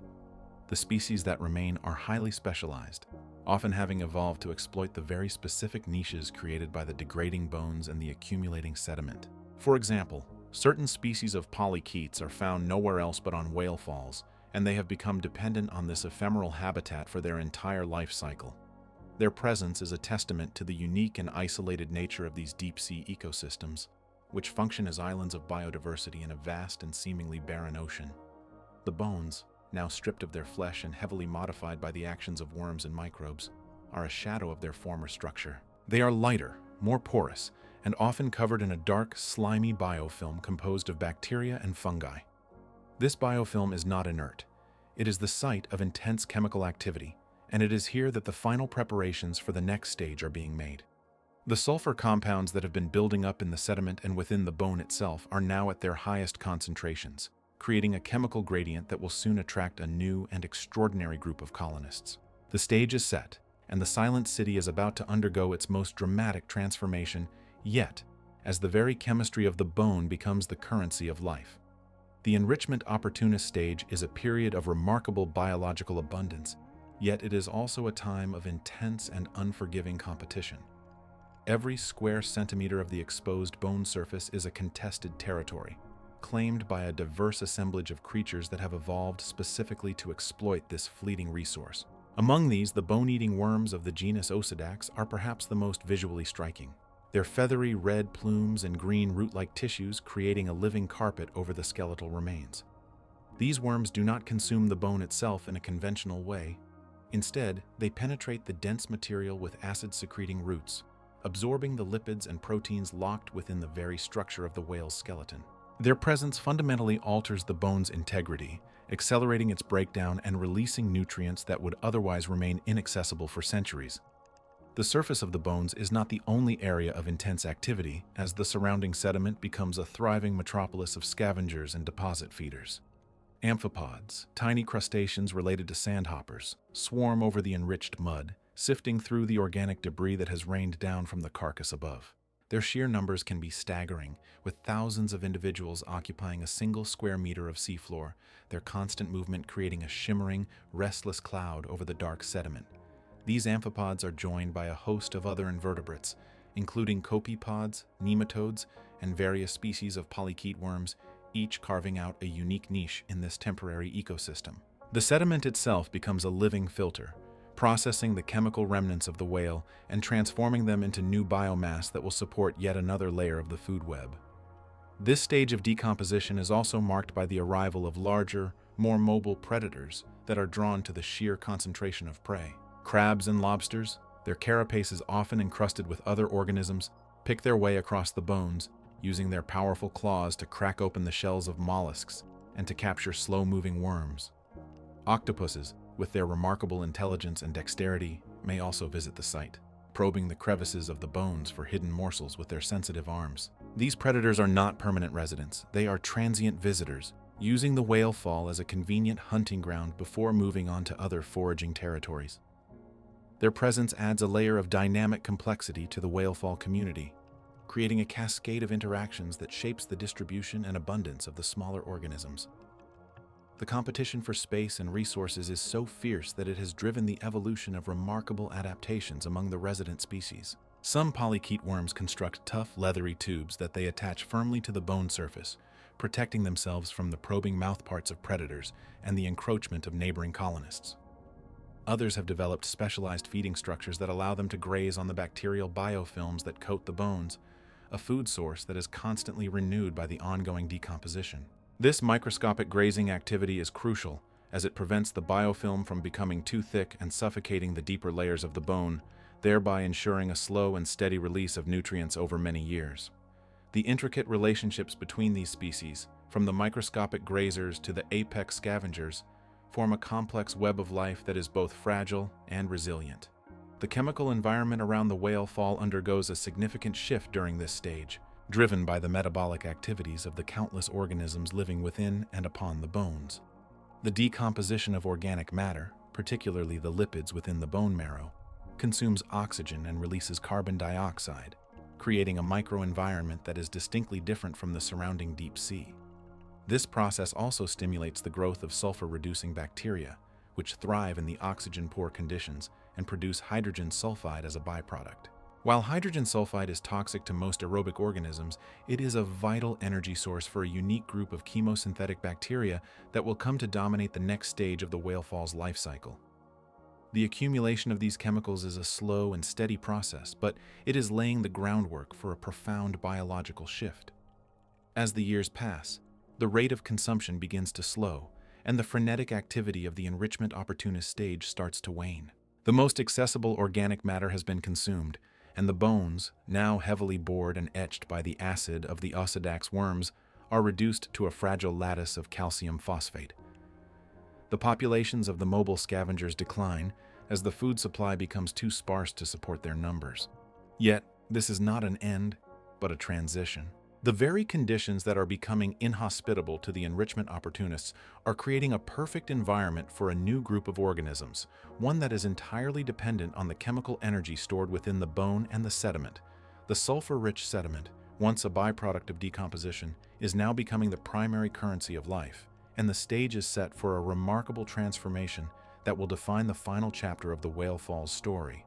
The bones themselves, now stripped of their organic content, still provide a valuable habitat, offering a hard substrate in an otherwise soft and featureless plain. They are colonized by a variety of sessile organisms, including anemones, sponges, and tube-dwelling worms, which attach themselves to the remaining structure and filter food particles from the passing currents. These organisms do not directly feed on the bone, but they benefit from the elevated position it provides, which exposes them to stronger water flow and a more abundant supply of planktonic food.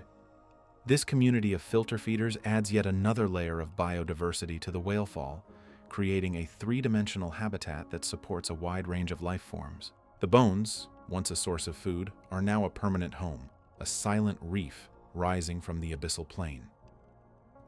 The duration of the enrichment opportunist stage is highly variable, depending on a multitude of factors, including the size of the whale, the depth of the water, and the local oceanographic conditions. For a large whale, such as a blue whale, this stage can last for several years, even decades, as the immense quantity of organic material is slowly consumed. In contrast, the carcass of a smaller whale, such as a dolphin, may be completely stripped in a matter of months. The temperature of the deep sea also plays a crucial role, as metabolic rates are significantly slower in the cold, dark waters of the abyss, further extending the timeline of decomposition. This variability means that each whale fall is a unique event, with its own particular history and its own distinct succession of species, making each one a fascinating subject of scientific study. The study of whale falls has revealed that these ecosystems are not isolated anomalies, but rather integral components of the deep-sea environment, providing crucial stepping stones for the dispersal of species across vast distances. The specialized organisms that inhabit whale falls, such as the osedax worms, are often found at multiple sites across the ocean floor, suggesting that they are able to travel between these ephemeral habitats. The mechanism of their dispersal is still not fully understood, but it is likely that their microscopic larvae are carried by deep-sea currents, allowing them to colonize new whale falls as they appear. This connectivity is vital for the long-term survival of these unique species, as they are dependent on a resource that is both rare and unpredictable. The whale fall, therefore, is not just a single isolated city, but a node in a vast and interconnected network of life that spans the entire ocean floor. The final stages of the enrichment opportunist period are marked by a noticeable decline in the abundance and diversity of the fauna that characterized its peak. The clouds of amphipods thin out, the carpets of osedax worms recede, and the larger predators become increasingly rare visitors. The bones, now heavily degraded, are covered in a thick layer of sediment, and the chemical gradients within the surrounding mud are becoming more pronounced. The oxygen levels in the sediment have dropped to near zero, and the concentration of hydrogen sulfide has risen to levels that would be lethal to most forms of life. Yet, this seemingly barren environment is not lifeless. It is teeming with a new community of organisms that are uniquely adapted to these extreme conditions. The stage is set for the final act in the life of the whale fall, a community that will be powered not by the sun, but by the very chemicals of the Earth itself. The thinning of the mobile scavenger population is not a uniform retreat, but a complex process driven by the precise depletion of specific tissue types and the changing palatability of what remains. The blubber, once a rich and easily accessible energy source, has been almost entirely consumed, leaving behind only tough, sinewy strands of connective tissue that offer little nutritional reward for the effort required to tear them free. The amphipods, which had arrived in their millions, now find their preferred food source exhausted, and their reproductive cycles have slowed dramatically in response to the dwindling supply. Their numbers begin to dwindle, not through mass mortality, but through a gradual reduction in successful breeding, as the energy that was once channeled into producing vast broods of offspring is now diverted solely to the basic act of survival. The hagfish, those ancient and jawless scavengers, have also moved on, their soft, eel-like bodies having consumed every available scrap of muscle and organ tissue, leaving only the bare mineral skeleton as a monument to the whale's former mass. The osedax worms, often called bone-eating worms, continue their slow and steady work, but their own populations are now subject to the same resource limitations that affected the earlier scavengers. These remarkable creatures, which possess no mouth or stomach, rely on symbiotic bacteria living within their roots to digest the lipids and proteins locked within the whale's bones. As the bones become increasingly porous and brittle, the internal surface area available for these bacterial symbionts actually increases. Yet the total amount of organic material within the bone itself is steadily declining. The female worms, which remain anchored to the bone for their entire lives, begin to produce fewer eggs, and the microscopic male worms, which live within the female's bodies, find their services less frequently required. The lush pink and red carpets that once covered the ribs and vertebrae fade into sparse patches, their vibrant coloration muted by a growing layer of fine marine snow that settles upon them from the waters above. The larger predators, such as sleeper sharks and various species of deep-sea crab, become increasingly rare visitors to the site, their interest waning as the availability of soft tissue diminishes. These mobile hunters, which may travel hundreds of kilometers in search of food, no longer find the whale fall a reliable source of nutrition, and they redirect their efforts toward more productive hunting grounds. The few that do visit are likely drawn by the residual scent of decomposition, but they find little to justify a prolonged stay, often departing after a brief and cursory inspection. The once bustling community of free-swimming fish, such as the eelpouts and grenadiers, has also largely dispersed, their populations having already consumed their share of the bounty and moved on to other opportunities in the vast expanse of the abyssal plain. The physical structure of the whale fall itself is undergoing a profound transformation during this final phase of the enrichment opportunist stage. The bones, once solid and dense, are now riddled with intricate networks of tunnels and borings, the work of both the ossidex worms and a variety of boring invertebrates such as clams and polychaete worms. These tunnels weaken the structural integrity of the skeleton, and the bones begin to crumble and collapse under their own weight and the pressure of the accumulating sediment. The once proud arch of the rib cage, which had formed a protective cavern for smaller creatures, gradually sinks into the soft mud, its shape becoming distorted and unrecognizable. The skull, often the largest and most durable element, may remain partially exposed for some time, but even it eventually succumbs to the relentless forces of erosion and biological degradation.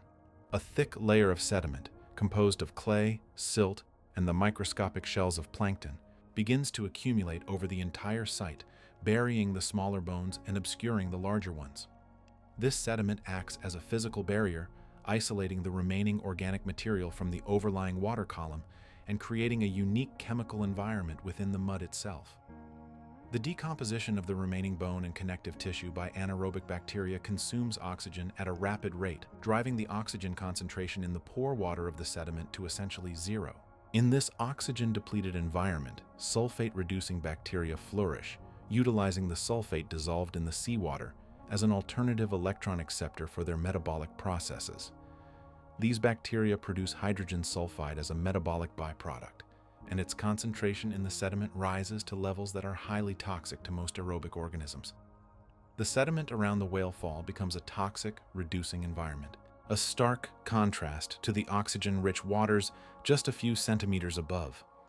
The pH of the pore water drops, becoming more acidic, which further accelerates the dissolution of the calcium phosphate that makes up the whale's bones.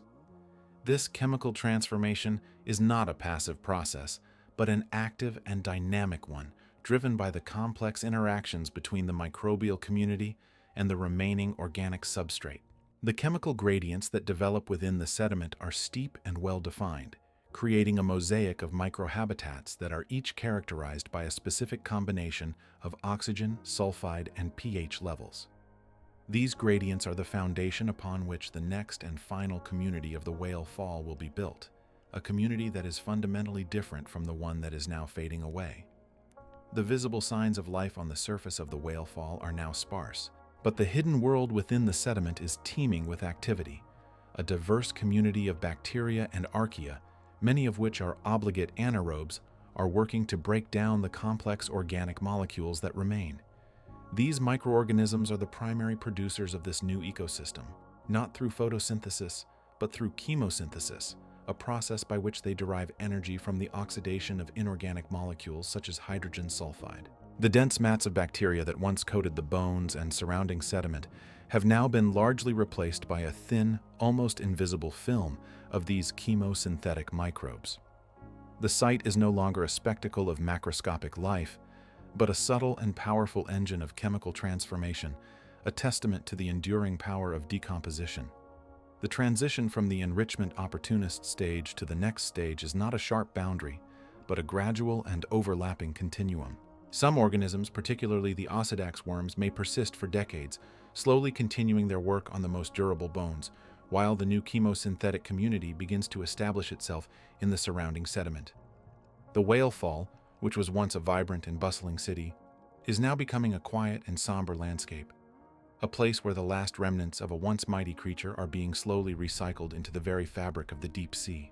The energy that was once stored in the whale's body is now being released in a trickle, fueling a different kind of life, one that is adapted to the slow, patient rhythms of the Earth's geochemical cycles. The final days of the enrichment opportunist stage are marked by a profound sense of quiet and stillness, broken only by the occasional movement of a burrowing worm or the slow drift of sediment. The amphipods are gone, the hagfish have departed, and the sharks have long since moved on to other hunting grounds. The bones, now fragile and sediment-laden, are no longer a source of food for mobile scavengers, but they still provide a stable substrate for the attachment of sessile organisms, such as anemones and sponges, that are filtering the water column for the last particles of organic matter. These filter feeders are not directly consuming the whale's remains, but they are benefiting from the enhanced nutrient flow that the whale fall has created in the surrounding water, a subtle reminder that the impact of the whale's death extends far beyond the physical boundaries of the skeleton itself. The chemical signature of the whale fall, the distinctive plume of dissolved organic carbon and other nutrients that once attracted scavengers from miles away, has now faded to almost nothing. The site is becoming indistinguishable from the surrounding abyssal plain, at least from a distance, and only a closer inspection would reveal the subtle topographical features of the buried skeleton. The sediment surface is now home to a community of small, burrowing invertebrates, such as nematodes and copepods, that are typical of the deep-sea floor, but their density is still slightly elevated compared to the surrounding areas. This elevated density is a legacy of the whale fall, a lingering effect that will slowly diminish over the coming centuries as the last of the bone material is finally consumed. The stage is now set, the chemical gradients are in place, and the microbial seeds of the final community are already present in the sediment, waiting for the right conditions to bloom. The death of a great whale is not an ending, but a transformation into a new kind of world. After the flesh has been stripped and the soft tissues have drifted away on the currents, the colossal skeleton remains, a white cathedral of bone resting on the abyssal plain. This is the stage where the most patient and chemically driven phase of decomposition begins, a process that will outlast the lifetimes of most creatures that swim in the surface waters above. The bones, which appear inert and lifeless to the casual observer, are in fact vast reservoirs of stored energy, holding within their dense structure the very essence of the whale's life. The key to this enduring legacy lies in the chemical composition of the bone itself. Unlike the bones of most terrestrial animals, the skeleton of a whale is saturated with oil, with lipids comprising up to 60% of its total weight. This remarkable concentration of fat is a product of the whale's buoyant lifestyle, providing the necessary energy reserves for long migrations and deep dives, and it is this very richness that dictates the fate of the carcass. For decades, this fatty treasure remains locked within the mineral matrix of the bone, inaccessible to most scavengers but perfectly suited to a specialized group of microbial pioneers. The stage is now set for a succession that will be powered not by the sun, but by the slow, inexorable work of chemistry in the dark. The agents of this transformation are anaerobic bacteria, organisms that thrive in the complete absence of oxygen. These microscopic chemists infiltrate the dense bone, working their way through the intricate network of canals and cavities that once housed blood vessels and marrow. Here, in this oxygen-depleted environment, they begin the slow process of breaking down the complex lipid molecules, a metabolic feat that releases a potent and distinctive byproduct. The result of this anaerobic respiration is hydrogen sulfide, a chemical compound that smells of rotten eggs and is highly toxic to most oxygen-breathing life. This toxic gas, however, is not a poison to all. For a select group of organisms, it is the very currency of life. This process of sulfide production is fundamentally identical to the geological engines that power hydrothermal vents, those spectacular deep-sea oases found along volcanic ridges. In both environments, the chemical energy locked within hydrogen sulfide becomes the foundation of a food web that is entirely independent of sunlight. The whale fall, in essence, becomes a temporary, localized vent, a chemical island in a vast and nutrient-poor desert. The energy that was once captured by phytoplankton and passed up the food chain to the whale is now being released as chemical potential, a treasure trove that will attract a new and bizarre community of life. This marks the beginning of the sulfophilic, or sulfur-loving stage of the whale fall, a period that can last for decades and even up to a century. The stage is not defined by the presence of large scavengers, but by the slow, steady release of chemical energy from the bones. The environment is one of extreme gradients, where the toxic, sulfide-rich interior of the bone meets the oxygenated seawater of the abyssal plain. This interface, a narrow zone of chemical transition, is where the most successful colonizers will establish themselves, and it is a world that is both hostile and life-giving in equal measure. The most celebrated inhabitants of this sulfophilic stage are the Osidax worms, whose name literally means bone devourer. These remarkable creatures, often called zombie worms, have evolved a unique strategy for exploiting the whale's fatty legacy. They have no mouth or stomach, and in their adult form, they are little more than a delicate, feathery plume for breathing and a network of branching roots that penetrate deep into the bone. These roots, which are filled with symbiotic bacteria, secrete acids that dissolve the calcium phosphate of the bone, releasing the precious lipids within. The Osedax worm is a master of chemical extraction, and its entire body is a testament to this singular purpose. The roots are not merely for anchoring. They are the worm's digestive system, a living network of tissue that burrows into the bone and absorbs the nutrients released by its bacterial partners. The plume, which extends into the water column, serves a dual purpose, absorbing oxygen from the seawater while also releasing carbon dioxide and other waste products. This elegant adaptation allows the worm to thrive in an environment where food is locked away in the most inaccessible of places. The reproductive strategy of Osedax is as bizarre as its feeding method, and it is a fascinating story of extreme sexual dimorphism. The females are the large, visible individuals, their pink and white plumes carpeting the bone surface like a field of alien flowers. Within the body of each female, however, live dozens of microscopic males, dwarfed to the point of being little more than sacs of sperm. These males are permanently housed in a chamber within the female's body, their sole purpose being to fertilize her eggs, and they lack even the digestive or circulatory systems that would allow them to live independently. This arrangement ensures that when the female releases her eggs into the water, they are fertilized with the greatest possible efficiency.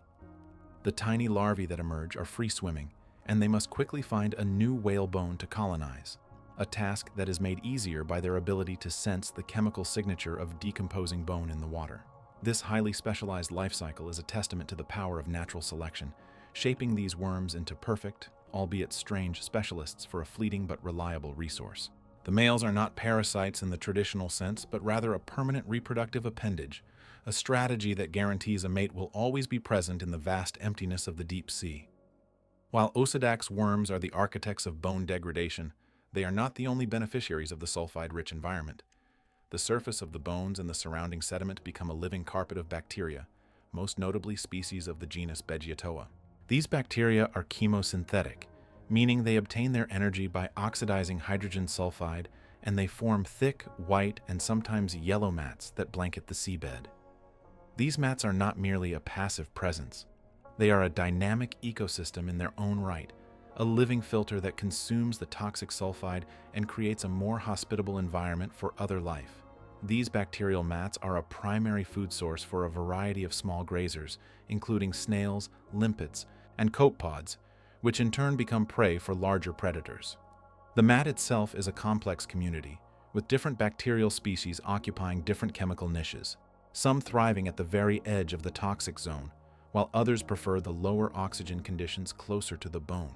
This microbial garden is the engine room of the whale fall, converting the chemical energy of sulfide into a form that can be consumed by the wider food web.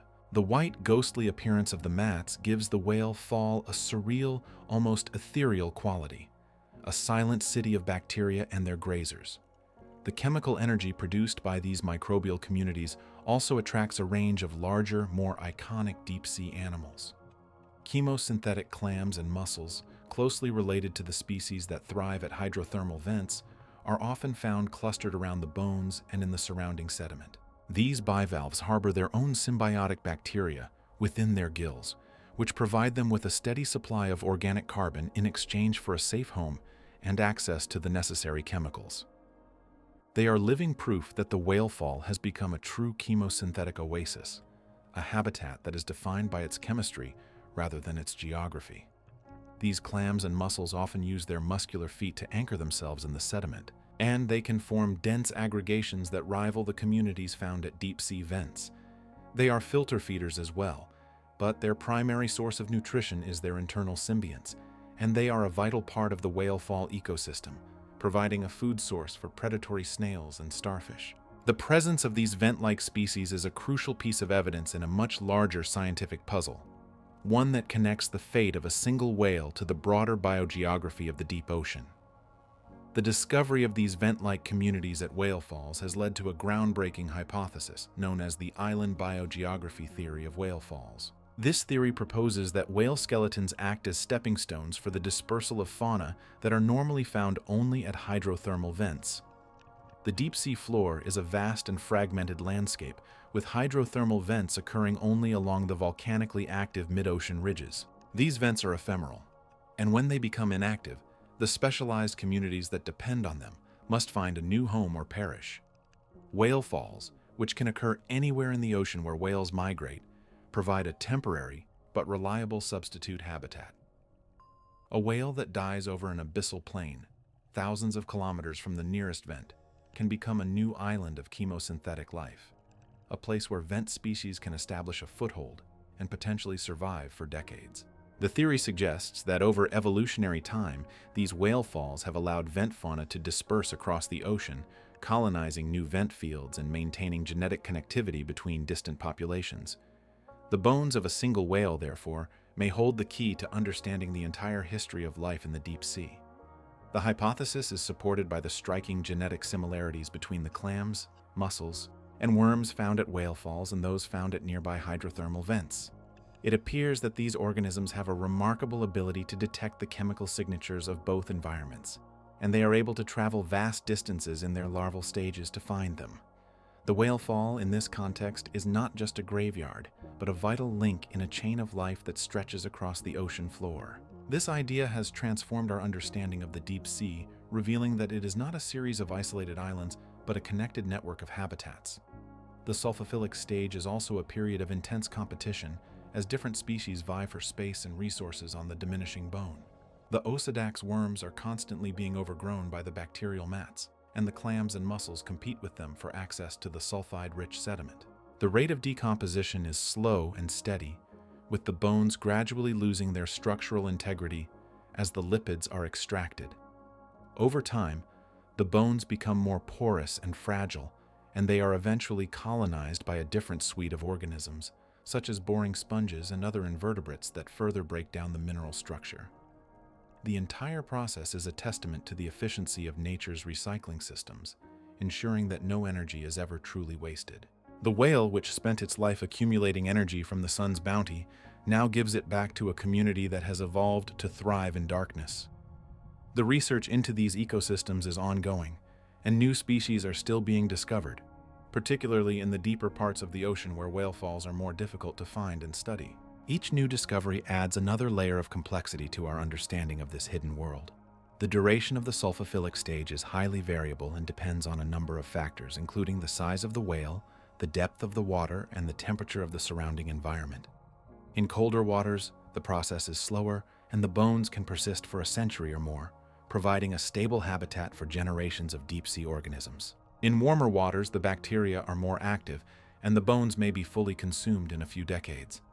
Regardless of the timescale, the stage is a long and drawn-out process, a slow burn of chemical energy that sustains a rich and thriving community. The chemical gradients that define this ecosystem are not static. They are constantly shifting as the bones are consumed. The most active zones of sulfide production move as the bacteria penetrate deeper into the bone, and the communities of organisms shift accordingly. This creates a dynamic mosaic of habitats, with some areas supporting dense clusters of clams, while others are dominated by the feathery plumes of Osedax worms. The whale fall is not a static monument, but a living, breathing landscape that is in a state of constant flux. The role of the whale fall in the global carbon cycle is also significant, as it sequesters a large amount of organic carbon on the seafloor for a very long time. This carbon, which would otherwise be returned to the atmosphere through the decomposition of the whale's body in surface waters, is instead locked away in the deep sea, contributing to the long-term storage of carbon in the ocean. This is a crucial, yet often overlooked ecosystem service provided by these remarkable habitats, and it highlights the interconnectedness of life across the entire planet. The study of whale falls is a relatively young field, with the first natural whale fall not being discovered until 1987, when a deep-sea submersible encountered one off the coast of California. Since then, scientists have created artificial whale falls by sinking whale carcasses in strategic locations to study the process of succession in detail. These experiments have been instrumental in revealing the incredible speed at which these communities can assemble, with some species arriving within months of the carcass reaching the seafloor. The communities that develop at these artificial falls have provided invaluable insights into the ecological processes that govern the deep sea. They have shown that the succession is not a linear process, but a complex interplay of competition, facilitation, and disturbance. The arrival of Osedax worms, for instance, can change the physical structure of the bone, making it easier for other organisms to colonize. The presence of the bacterial mats can also alter the chemistry of the surrounding sediment, creating new niches for other species. The deep sea is the largest habitat on Earth, and it is still largely unexplored.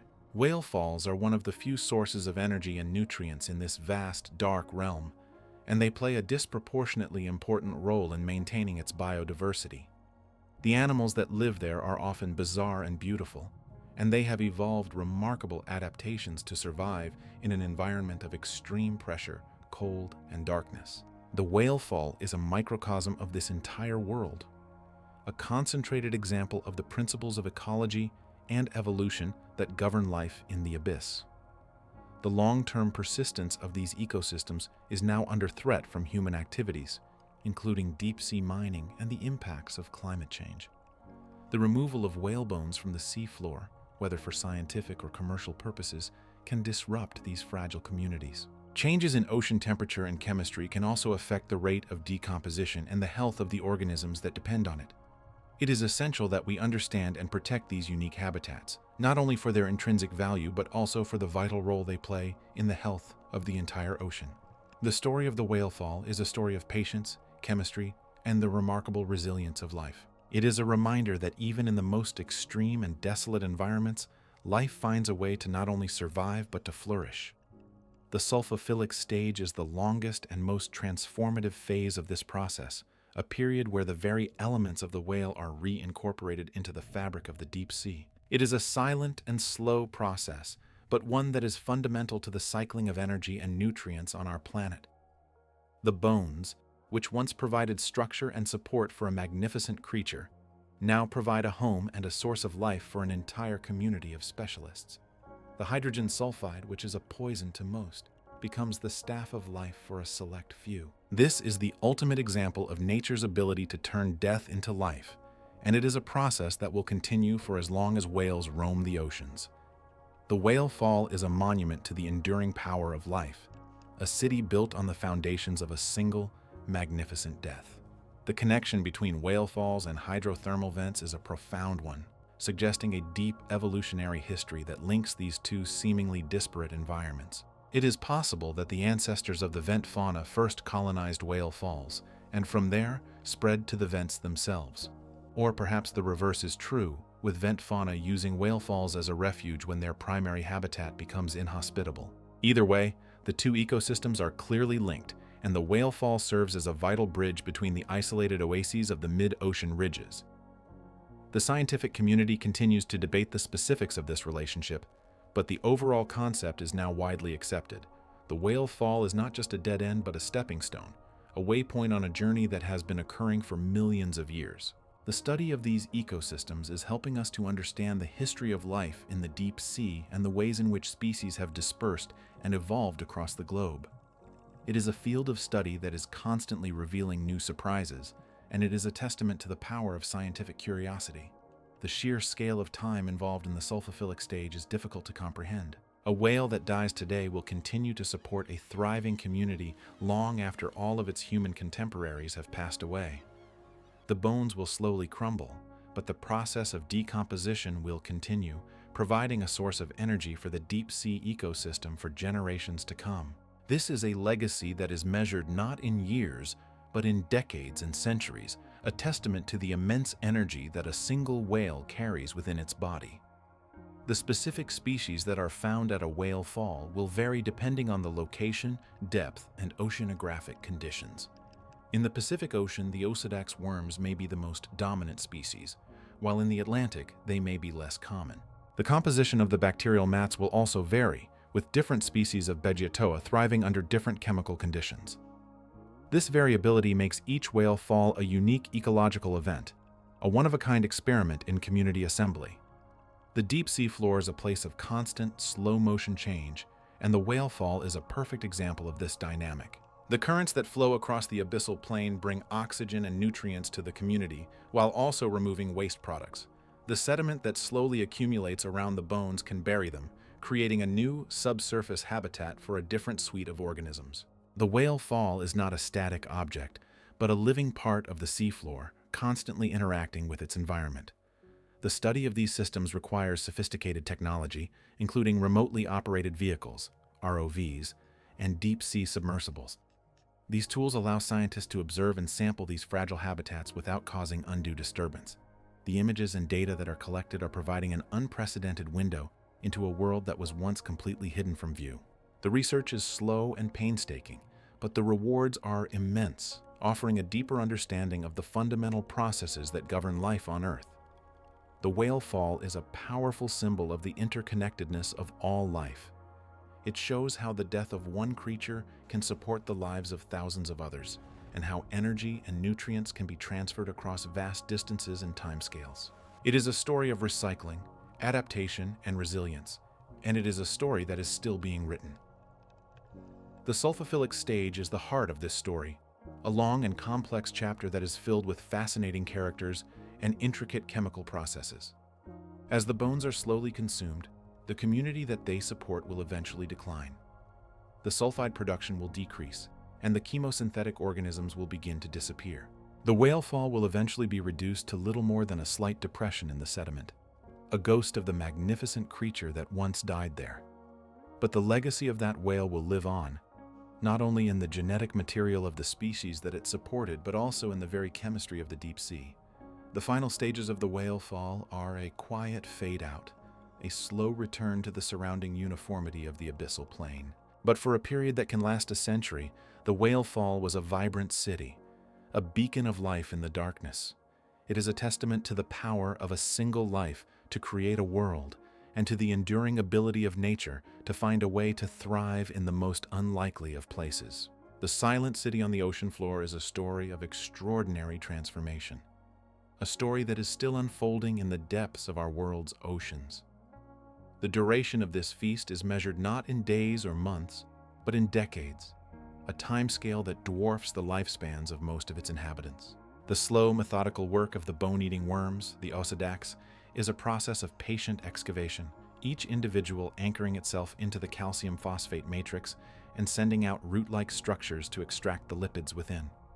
These roots, which can extend deep into the bone, are colonized by symbiotic bacteria that break down the complex fats and proteins, releasing the energy that sustains the worm. As the osedax proliferate, they effectively drill a lattice of microscopic tunnels through the bone, increasing its surface area and making it more accessible to other colonizers. This biological erosion, combined with the chemical dissolution of calcium carbonate in the cold, deep water, gradually weakens the structural integrity of the skeleton, causing it to fragment and settle further into the sediment. The sulfide that fuels this entire ecosystem originates from the anaerobic decomposition of the bone's lipids, a process carried out by a consortium of bacteria residing both within the bone and the surrounding sediment. These bacteria, primarily sulfate-reducing species, use sulfate from the seawater as an electron acceptor to oxidize organic compounds, producing hydrogen sulfide as a metabolic byproduct. This toxic gas, lethal to most surface organisms, is the very currency of life for the chemosynthetic community that flourishes here.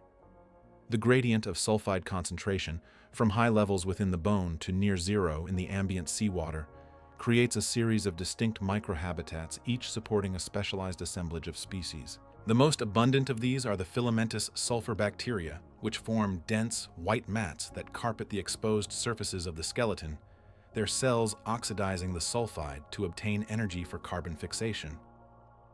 Within these microbial mats, a diverse community of grazers and predators has established itself, forming a complex food web that is entirely independent of sunlight. Small gastropods, such as Cocculina and Pravana, scrape the bacterial films from the bone surface, their radulas adapted to rasp away the tough microbial layer.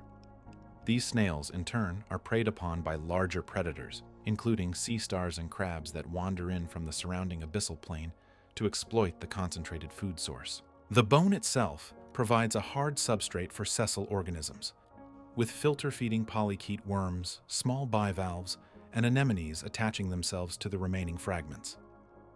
These animals, though not directly reliant on chemosynthesis, benefit from the elevated position the bones provide above the soft sediment, allowing them to capture food particles from the passing currents.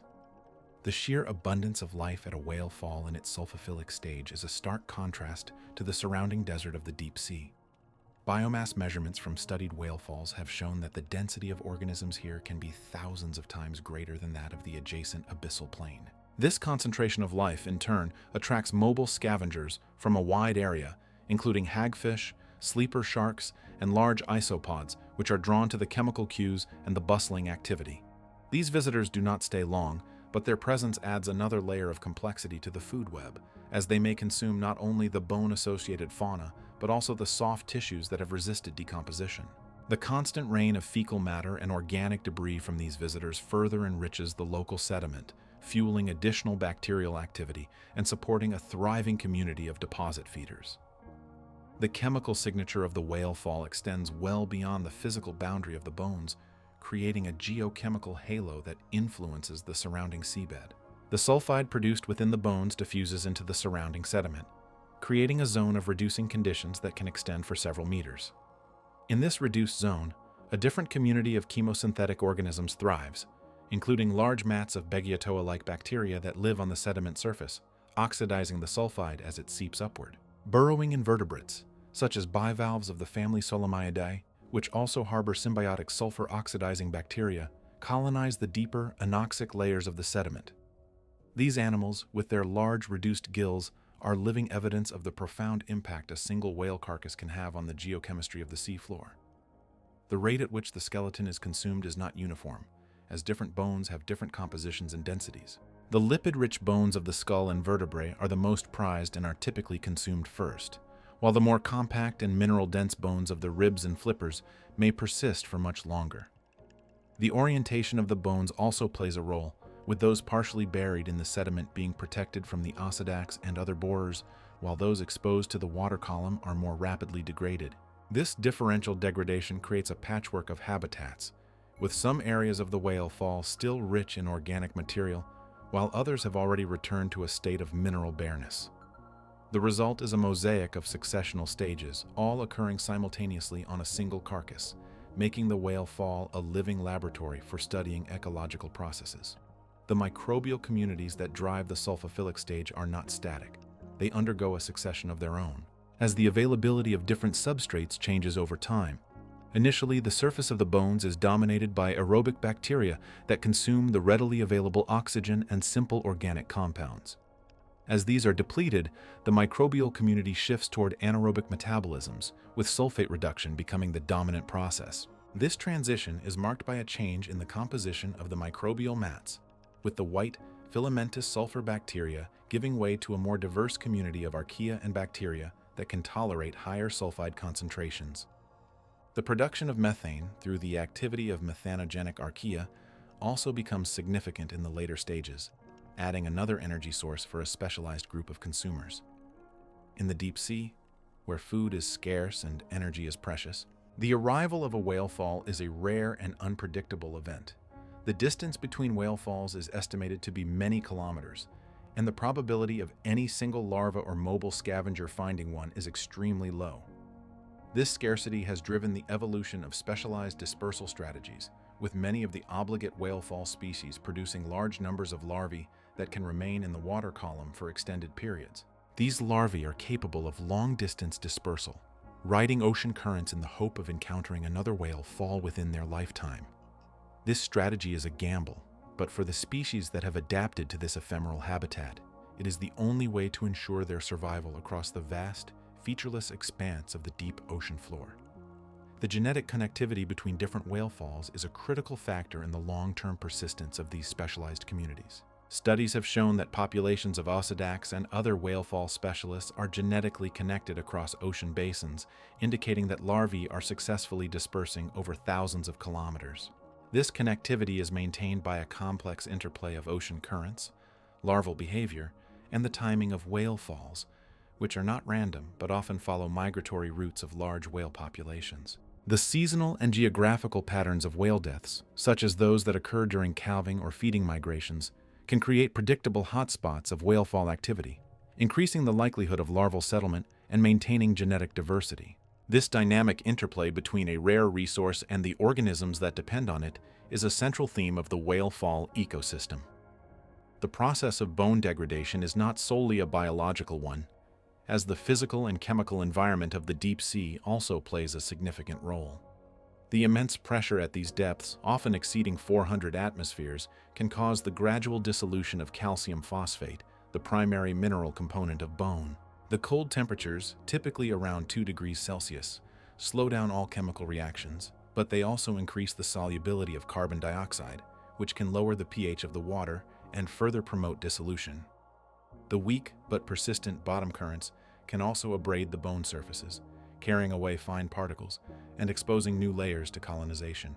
This combination of biological, chemical, and physical weathering ensures that even the most robust skeleton will eventually be reduced to its constituent minerals, returning its elements to the great cycles of the ocean. As the decades pass, the rate of organic matter consumption begins to outpace the supply of new sulfide, and the chemosynthetic community enters a period of decline. The white bacterial mats thin out, and the populations of Osedax and other specialists begin to wane as their food source is exhausted.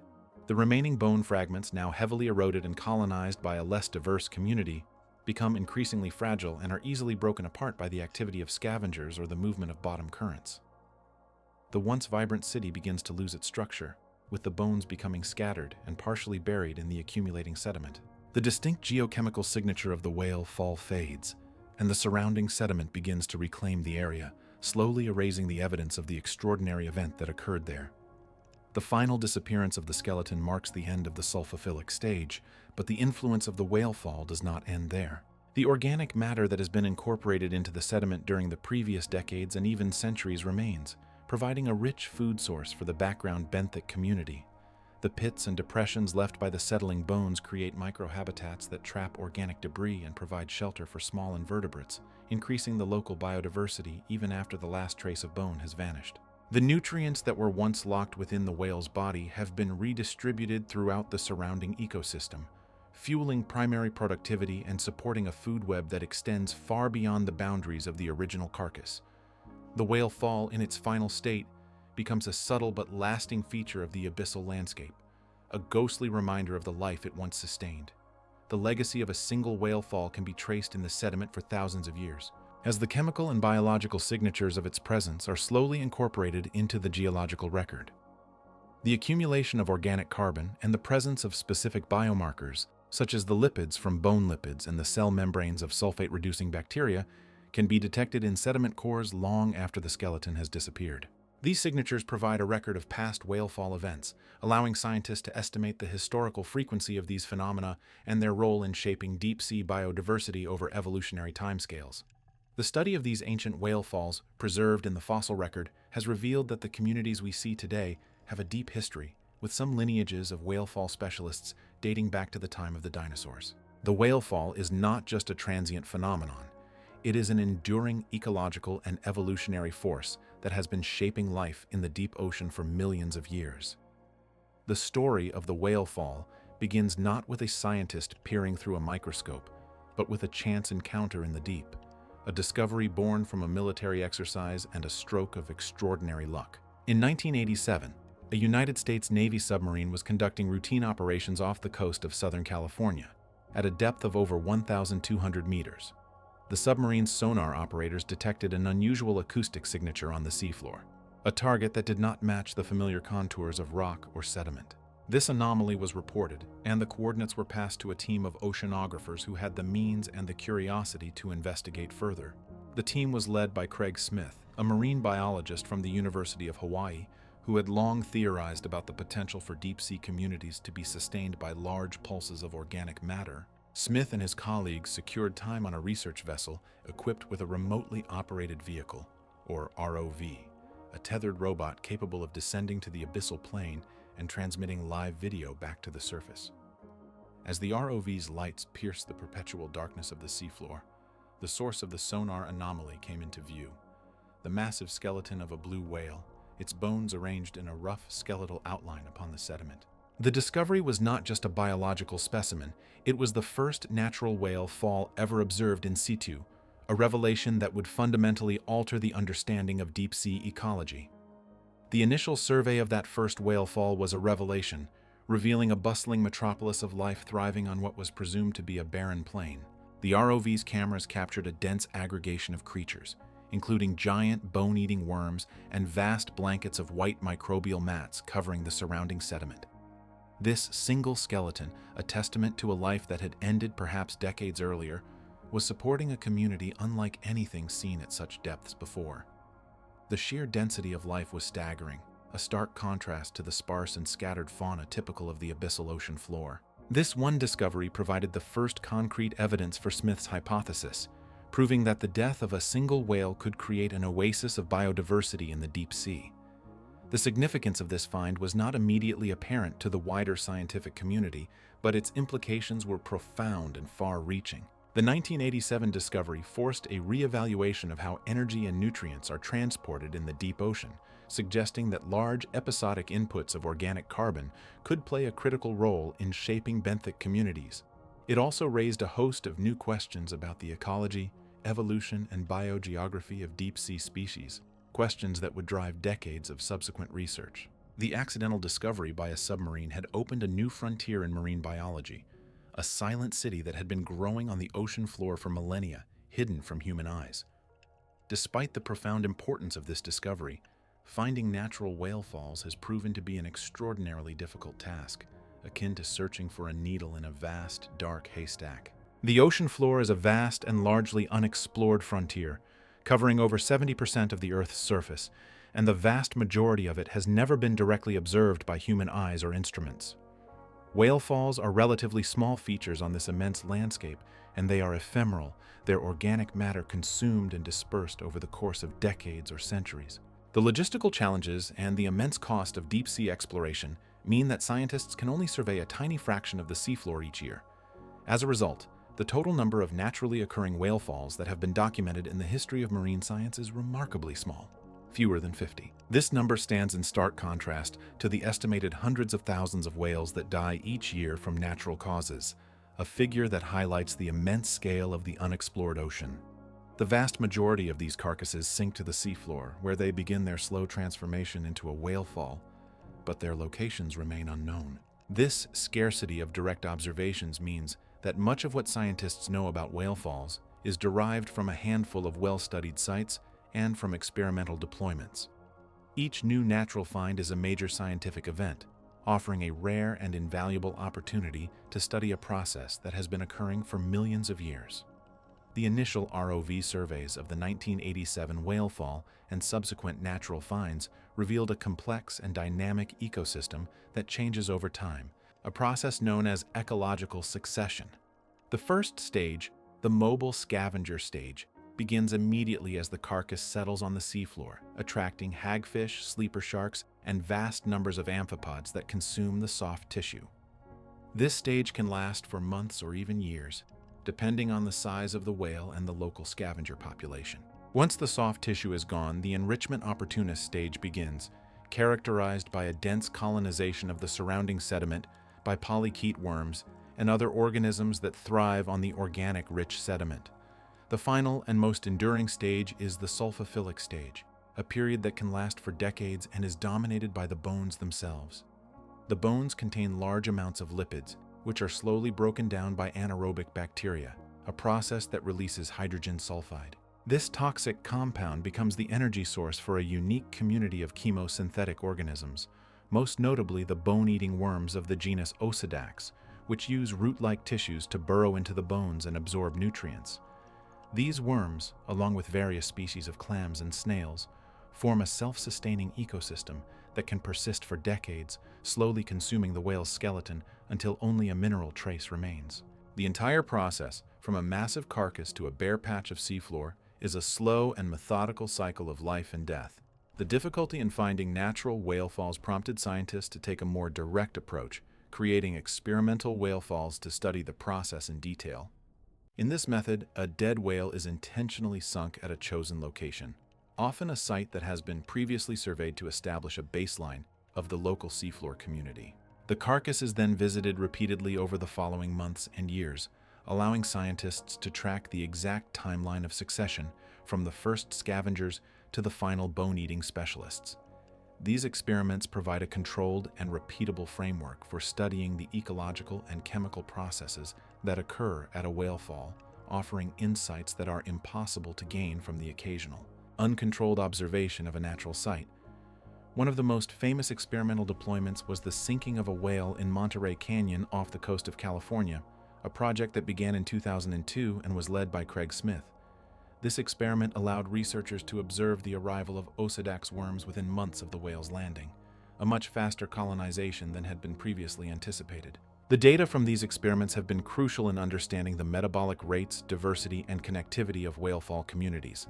They have also revealed that the composition of the fauna can vary significantly depending on the species of whale, the depth of the fall, and the local oceanographic conditions, suggesting that whale falls are not a single, uniform habitat, but rather a mosaic of different microhabitats. While the exact number of whale falls on the ocean floor at this moment is unknown, scientists have made estimates based on whale population data and mortality rates.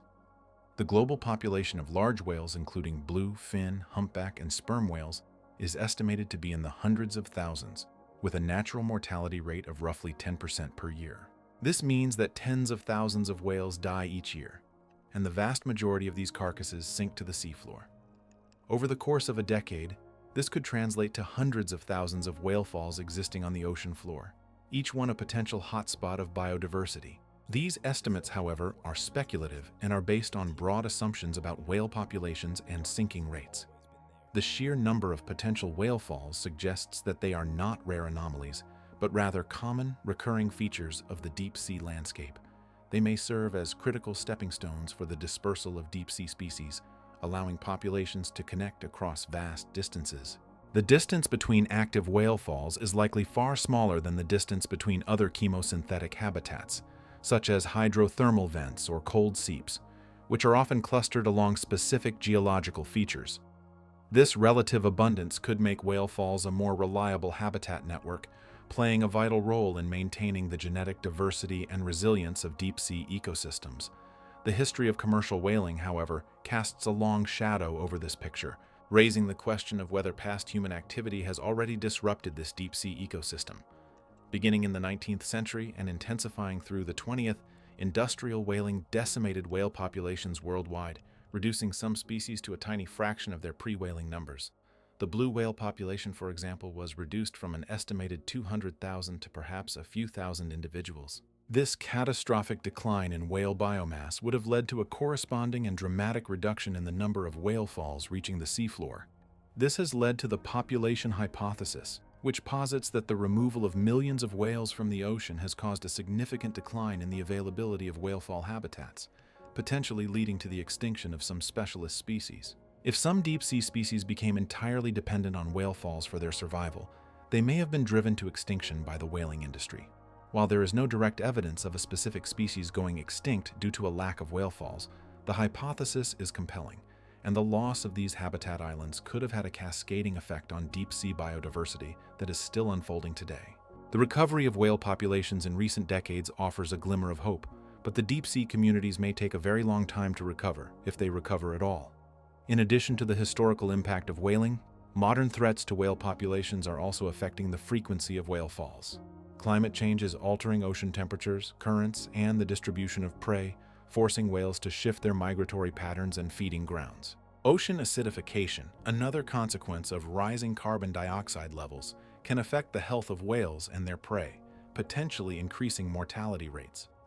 Ship strikes are a major and growing cause of death for whales in many of the world's busy shipping lanes, with large vessels often striking and killing whales that are feeding or migrating near the surface. These deaths, while tragic, do at least contribute to the input of whale falls, but the overall effect of these combined stressors is likely a net reduction in the number of whale falls in some regions.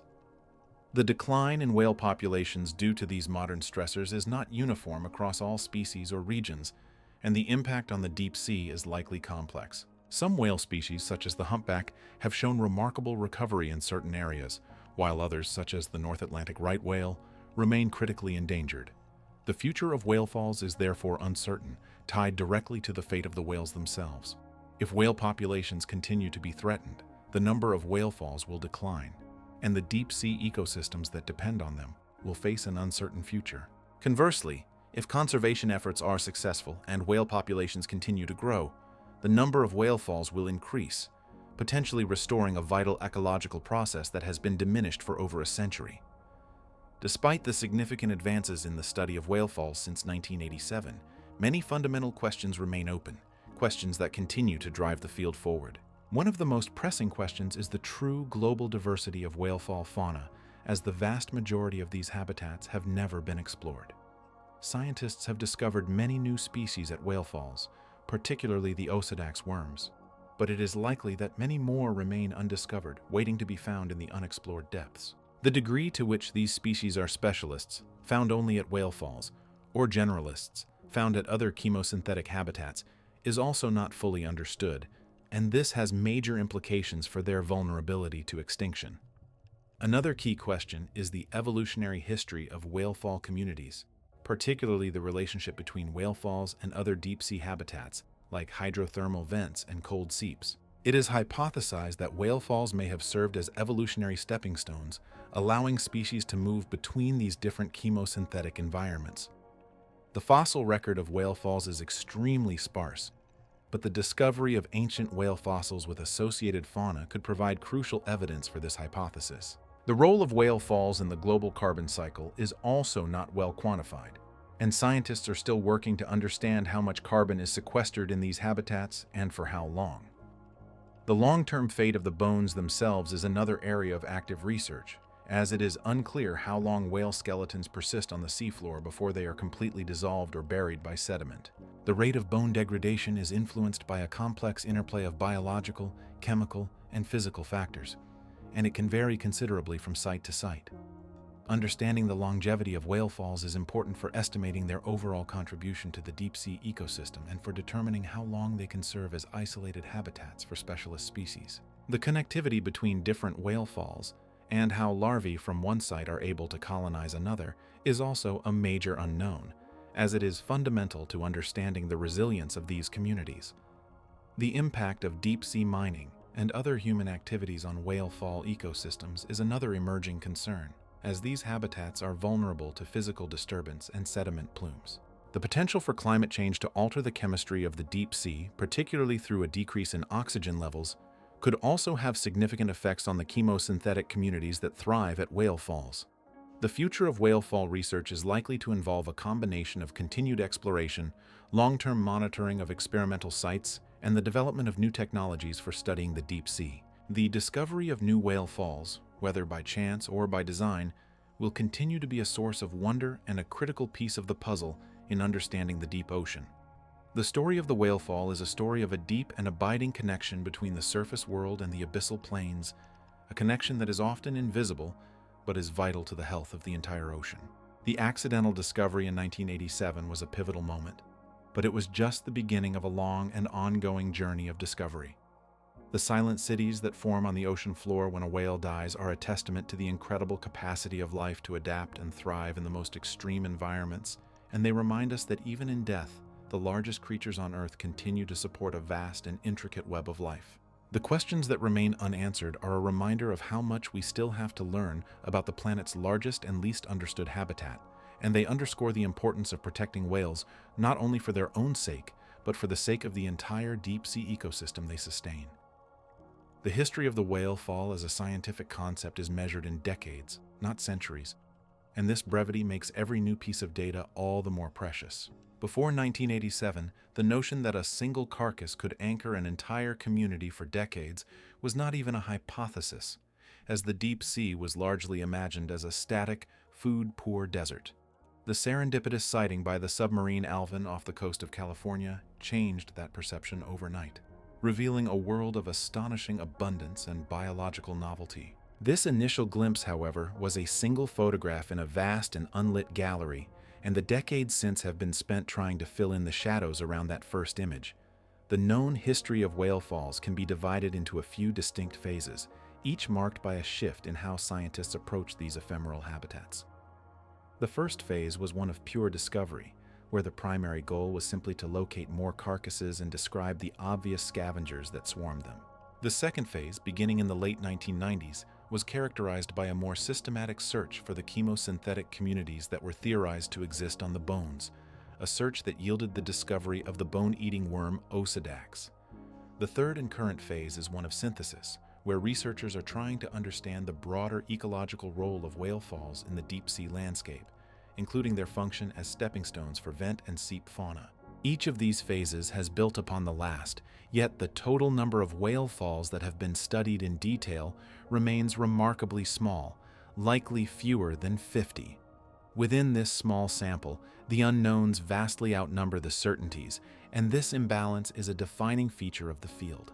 One of the most persistent mysteries concerns the exact global distribution of whale falls and the factors that determine their density on the seafloor.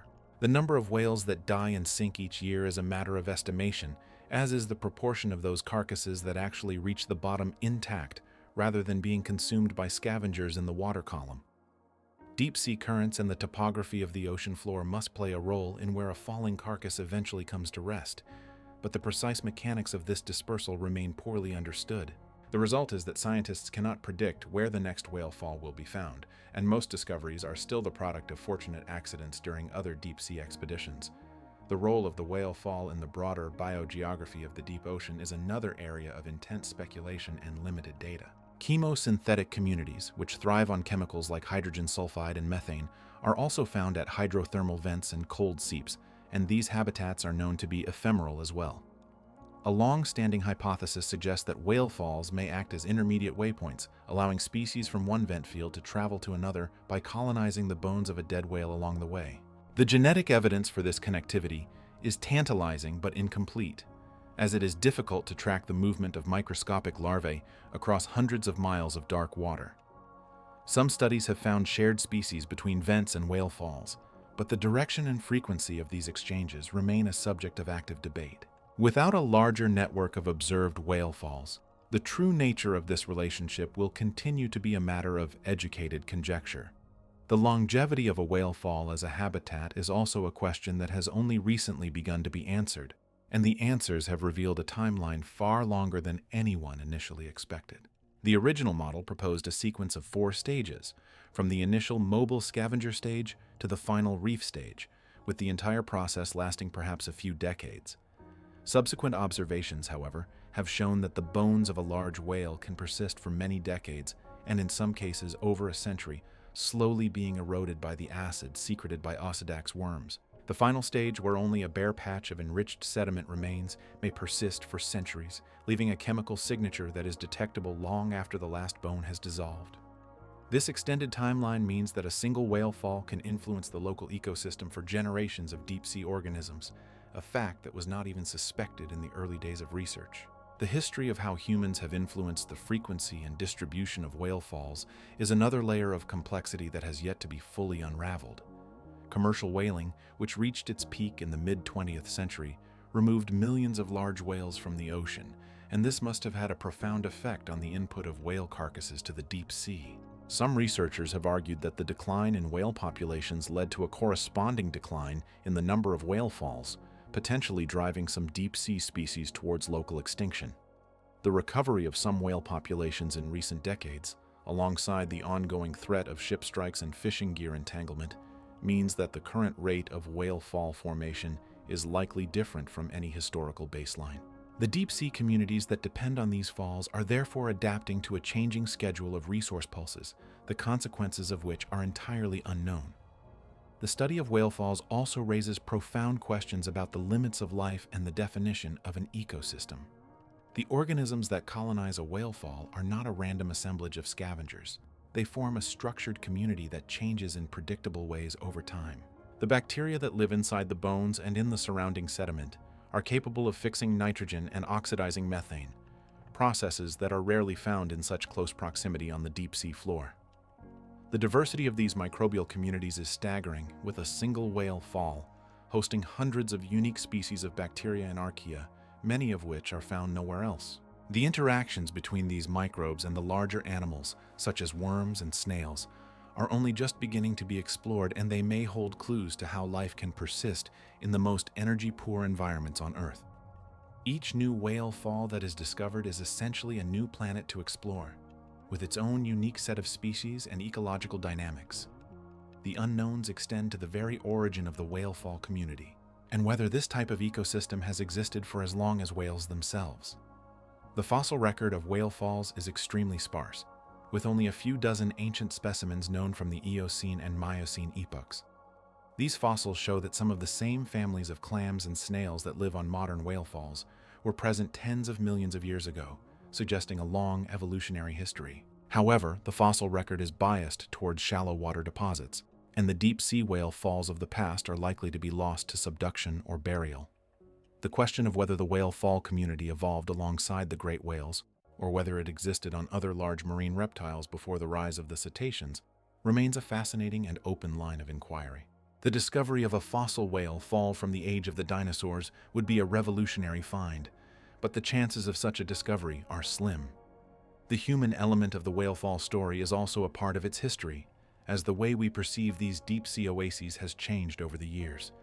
Early descriptions often focused on the grotesque and the macabre, emphasizing the violence of scavenging and the strange appearance of the bone-eating worms. More recent accounts, however, tend to frame whale falls as symbols of ecological generosity and the cyclical nature of life, a shift that reflects a broader change in how society views the deep sea. This narrative shift is important because it influences public support for ocean conservation, particularly for the protection of whales themselves. The idea that a dead whale can support a vibrant community for a century gives new meaning to the phrase, "a life well lived," and it adds a powerful moral argument for reducing the human-caused deaths of these animals. The technical challenges of studying whale falls have also shaped the history of the field, as each new observation requires a major investment of time and resources. A research vessel must be in the right place at the right time, and the deep-sea submersibles or remotely operated vehicles used to explore the site are expensive to operate. The samples that are collected from a whale fall must be carefully preserved and analyzed, often requiring years of laboratory work to identify all the species present. The result is that the pace of discovery is slow, and the scientific community often has to wait for years between major breakthroughs. This slow pace, however, makes each new finding all the more significant, and it ensures that the field remains open to new researchers and new ideas. Looking forward, the next chapter in the history of whale falls will likely be written by new technologies that allow for longer and more detailed observations. Autonomous underwater vehicles, or AUVs, can be programmed to survey large areas of the seafloor, and they may be able to locate whale falls that have been missed by traditional methods. Environmental DNA, or eDNA analysis, can detect the presence of specific species in water samples, potentially allowing scientists to identify a whale fall without even seeing it. These tools, combined with advances in genetic sequencing and deep-sea imaging, will undoubtedly reveal new species and new behaviors that are currently beyond our imagination. The history of the whale fall is a short one, but it is a history that is still being written, and the blank pages ahead are filled with possibility. The silent cities of the deep are not static monuments. They are living, breathing experiments in adaptation, and their story is intertwined with the story of the ocean itself. The connection between a single whale and the community that grows on its bones is a thread in the vast tapestry of marine life, a thread that we are only beginning to trace. The questions that remain unanswered are not simply gaps in our knowledge. They are invitations to explore, to question, and to wonder. As the sun rises on the surface world, the deep sea continues its slow, patient work, and the whale falls of the past and present are a reminder that nothing in the ocean is ever truly wasted.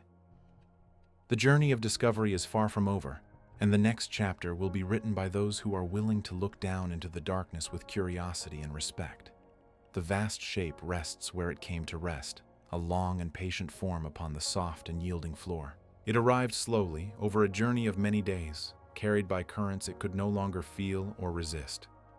The water around it is cold and still, a deep and silent weight that presses gently from all sides. There is no light here, only the slow and absolute dark that has settled over the sea floor for millennia.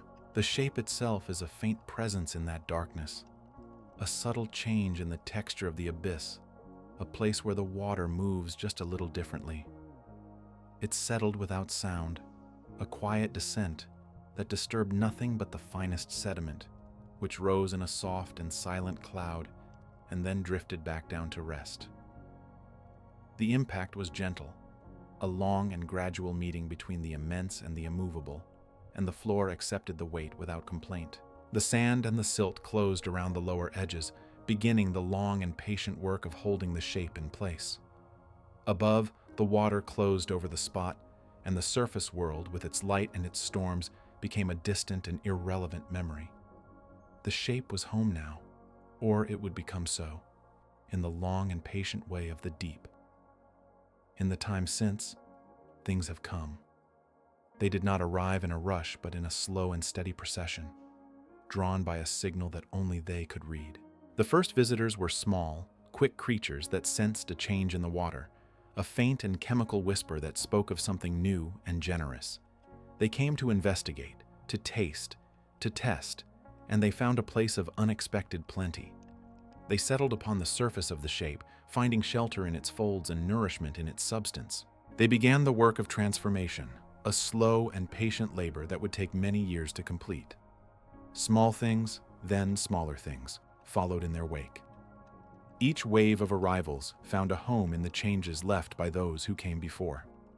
The first settlers opened the way, creating small openings and soft patches that invited others to join them. The smaller things moved into those openings, finding new spaces to live and new materials to consume. They brought with them their own companions, even smaller still, creatures that lived upon the creatures that lived upon the shape.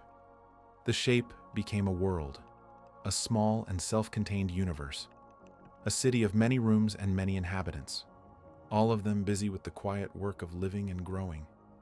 The floor around it changed, and the change spread outward in a slow and steady wave. The sediment near the shape grew rich with the leavings of its many residents, a soft and dark blanket that nourished other forms of life.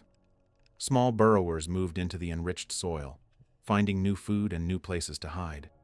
Tiny plants of the deep that needed no light began to grow in the disturbed ground, adding their own slow growth to the changing landscape. The shape was no longer an isolated object, but the heart of a living region, a source of energy and matter that radiated outward in all directions. The floor itself seemed to respond, to soften and to darken, to become a more welcoming place for the small and the slow. The shape itself is changing, and the change is visible to those who know how to look. Its outlines have grown softer, less defined, as the edges are consumed and remade. The hard surfaces have given way to a covering of living things, a deep and textured carpet that moves with the slow pulse of countless tiny lives.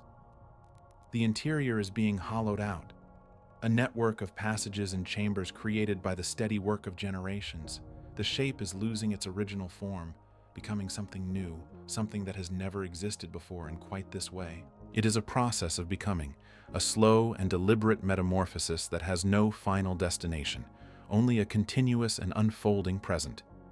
It is becoming something else, something that will last longer than it lived. The life that it once held, the swift and energetic life of the open ocean, is gone, replaced by a different kind of existence. This new existence is measured in decades, in centuries, in the slow accumulation of change upon change. The substance of the shape is being redistributed, transformed, and incorporated into the bodies of countless small creatures. Those creatures will live and die, and their remains will add to the growing mound upon the floor. The shape will not disappear, but it will be remade, its matter woven into the very fabric of the deep. The ocean is quiet, and the quiet is a presence in itself, a deep and patient stillness that holds everything in its embrace. The water moves with a slow and gentle rhythm, a long and regular pulse that has been beating for eons. There is no sound of wind or wave, no call of bird or cry of mammal, only the faint and constant whisper of the currents as they pass over the sea floor. The shape rests in this quiet, and the small lives that inhabit it move with the same slow and patient rhythm. They are not hurried, for they have no need of hurry. They are part of the quiet, a living expression of the deep and restful silence. The work continues, as it has always continued, a slow and steady process that knows no end. The small things move and feed and grow, and in their movement and feeding and growth, they change the shape and the floor around it. The shape gives of itself, a generous and unending gift, and the life of the floor grows richer in response. The cycle is complete, and yet it is never complete, for it is a cycle that turns upon itself, endlessly and without beginning, The shape is a beginning, a middle, and an end all at once, a single and continuous act of giving that will last for as long as the deep itself. The light of the surface world is a distant memory, a faint and fading echo of a time before the shape came to rest. The creatures of the deep have no need of that light, for they carry their own light within them, or they live without it entirely. They live in a world of touch and taste and smell, a world of subtle signals and slow responses. They are the true inhabitants of this place, and they have made the shape their own. They have built their lives upon its remains, and in doing so, they have given it a new life, a life that is slower and longer and quieter than the one it lived before. The shape is a monument, but not a monument to a single life. It is a monument to the endless process of change, to the patient and unceasing work of the small and the humble. It is a testament to the idea that nothing is wasted, that everything is used, that every end is also a beginning.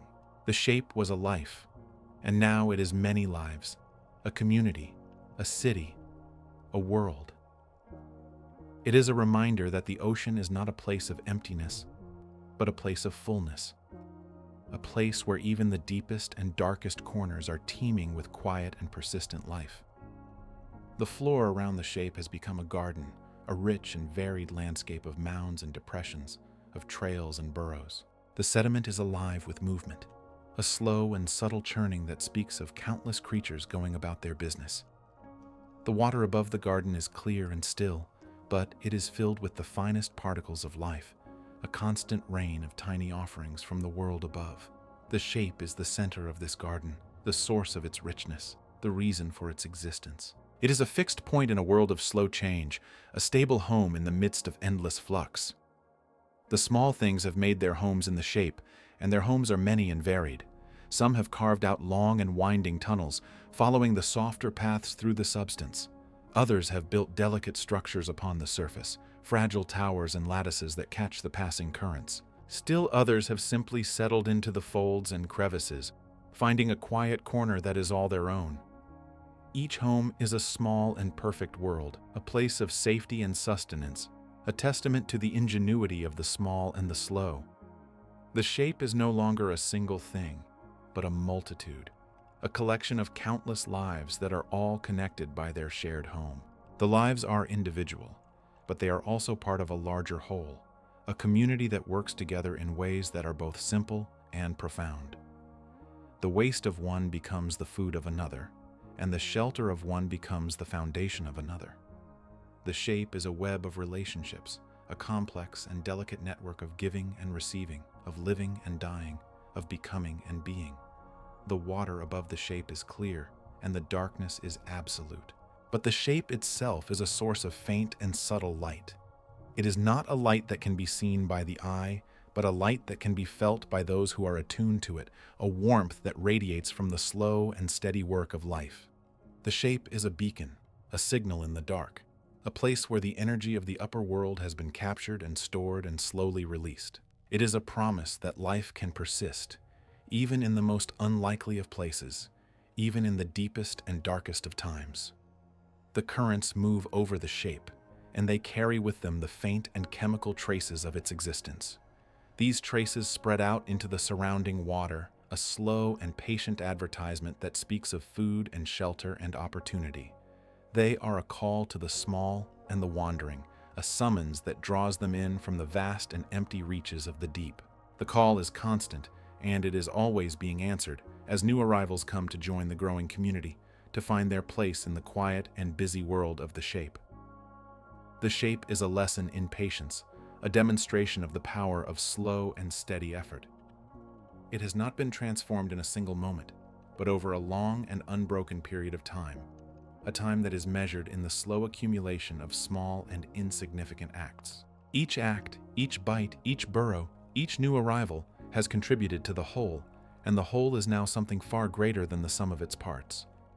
The shape is a work of art, but it is a work of art that has been created by countless anonymous hands working together over an immense span of time.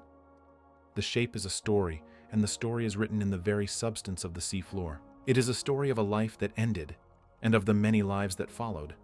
A story of death and rebirth, of loss and gain, of ending and beginning. The story is not told in words, but in the slow and patient language of the deep, in the movement of sediment and the growth of living things. It is a story that is still being written, a story that will continue for as long as the shape remains, a story that has no final chapter, only a continuous and unfolding narrative.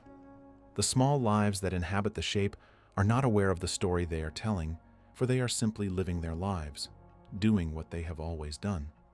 They are not aware of the grandeur of the transformation they are part of, for they are focused on the small and immediate tasks of survival. And yet, in their very unawareness, they are the authors of the story, the creators of the monument, the builders of the city. They are the living embodiment of the quiet and persistent power of life, the power that can turn even the largest and most final of endings into a new and flourishing beginning. The darkness of the deep is not a void but a canvas, a vast and empty space upon which the slow and patient work of life is painted. The shape is a stroke of that painting, a bold and significant mark upon the canvas, a point of focus in the midst of the endless dark. The small lives are the finer strokes, the delicate details that give the painting its texture and its depth. Together they are creating a masterpiece, a work of art that is not meant to be seen, but to be felt, to be experienced, to be a part of the deep and abiding reality of the ocean floor. The shape has become a part of the floor, and the floor has become a part of the shape, and the boundaries between them have blurred and softened. The sediment that once surrounded the shape is now mixed with its substance, and the substance of the shape is now spread throughout the sediment. The shape is no longer an object upon the floor, but a feature of the floor, a hill, a mound, a place where the ground rises up to meet the water. It is a permanent part of the landscape, a landmark in the dark, a place that will be known and visited for as long as the deep endures. The time of the shape is not measured in days or years, but in the slow and steady rhythm of the deep. It is a time that is marked by the growth of a single organism, by the slow accumulation of sediment, by the gradual shifting of the currents. It is a time that is almost unimaginably slow, a time that is measured in the lives of countless generations of small creatures. The shape has been here for a long time, and it will be here for a long time to come, a constant and unchanging presence in a world of slow and subtle change. The shape is a reminder that the ocean is not a place of endings, but a place of beginnings, a place where every end is followed by a new and different start. The life of the whale ended, but the life of the shape began, and the life of the shape is a life of many, a life that is far richer and more varied than the life that came before. The shape is a testament to the resilience of life, to its ability to find a way, to persist, to thrive, even in the most challenging of circumstances. It is a story of hope, a story that is written in the dark and quiet places of the world, a story that is always being told. The small things move, and the shape changes, and the floor around it grows richer, and the deep and the dark and the quiet continue. The process is endless, and it is beautiful, and it is a part of the great and unending cycle of the ocean. The shape is a part of that cycle, a single and significant turn of the wheel, a moment in the long and patient history of the deep. The shape is a city, and the city is a home, and the home is a world, and the world is a part of the ocean, and the ocean is a part of everything. The quiet continues, and the shape rests, and the small lives continue their slow and patient work, and the floor is changed, and the dark is full, and the story goes on. The floor in the dark is changed, full of small, slow life continuing. And so, the story does go on. Not as a single narrative with a beginning and an end, but as a continuous and interwoven tapestry of existence. The great bones that once formed the frame of a leviathan now lie scattered across the sediment, each one a separate monument to a life that has passed.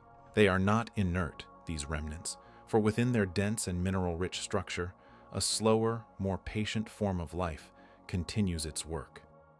Bacteria, ancient and specialized, tunnel through the bone's interior, extracting the last of the energy that was stored there, converting the very architecture of the whale into a form that the surrounding sand can hold for centuries. The lipids within the bone, the very oils that once aided in buoyancy, are now the currency of a deep and hidden economy, traded in silence and darkness.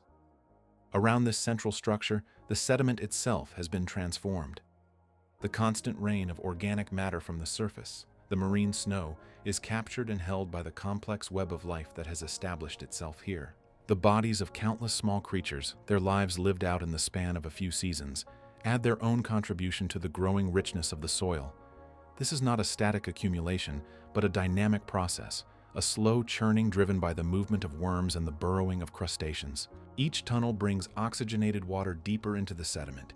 Each cast brings nutrient-rich material to the surface, and the entire area becomes a zone of heightened biological activity that radiates outward from the central mass of the bones. The creatures that call this place home are not just residents. They are the architects and the engineers of their own environment. The small fields of anemones, their tentacles perpetually open to the faint current, filter the water for the smallest particles of food. The crabs, with their deliberate and measured steps, patrol the perimeter, scavenging for anything that might have been missed. The brittle stars with their sinuous arms weave through the spaces between the bones, their movements as fluid as the water itself. Each action, each feeding, each movement contributes to the ongoing transformation of the site, a constant and quiet renovation that will continue for as long as the structure remains. The light from the surface is a distant memory here, a concept that has no bearing on the lives of these creatures. Their world is defined by pressure, by temperature, by the subtle chemical gradients that rise from the sediment. They navigate not by sight, but by touch, by smell, by the detection of vibrations in the water. The arrival of a new food source, a falling carcass from the surface, is an event of enormous significance, a signal that travels through the dark and is picked up by the keen senses of the scavengers. The initial frenzy of activity that follows such an arrival eventually subsides, and the process of slow consumption and integration begins anew. The shape on the floor is not a single entity, but a community, a collection of individuals that are all connected by their shared reliance on this one source of energy. It is a web of relationships, of predator and prey, of competitor and symbiont, all woven together in a delicate balance. The removal of one species could have unforeseen consequences for the entire system, a reminder of the intricate interconnectedness of life in the deep. This is a lesson that is written not in books, but in the very fabric of the ecosystem itself, a constant and silent experiment in survival and cooperation. Time moves differently in this place. The frantic pace of the surface world, the cycles of day and night, the changing of the seasons, all of these are irrelevant in the perpetual twilight of the abyss. The rhythms here are the rhythms of decay and growth, of feeding and reproduction, of the slow and steady accumulation of change. A single generation of a small worm may live and die within the span of a few months, while the bones that sustain its descendants will remain for decades. The perspective is one of immense patience, a deep time that is measured not in years, but in the slow turnover of nutrients and the gradual reshaping of the landscape. The water that flows over this site is the same water that flows over the rest of the ocean floor, a vast and continuous medium that connects all things. The currents that bring fresh oxygen and nutrients also carry away the waste products of this community, dispersing them into the wider environment. In this way, the influence of the whale fall extends far beyond the immediate area of the bones, enriching the surrounding waters and contributing to the overall productivity of the deep sea. It is a localized source of abundance in a world that is largely defined by scarcity, a vibrant oasis in a desert of rock and mud. The bones themselves are slowly being worn away, not by the action of waves or the heat of the sun, but by the persistent and patient work of the organisms that live upon them.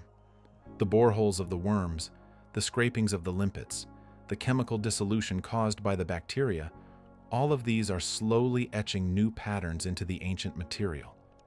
The surface of the bone, once smooth and polished, is now a complex landscape of pits and tunnels, a miniature city in its own right. This is a process of destruction that is also a process of creation, as the materials of the bone are broken down and recycled into new forms of life. The small lives that continue their work are not aware of the grand narrative of which they are a part. They do not know that they are living in the shadow of a giant, that the structure that provides their home was once a living being that swam through the sunlit waters of the surface.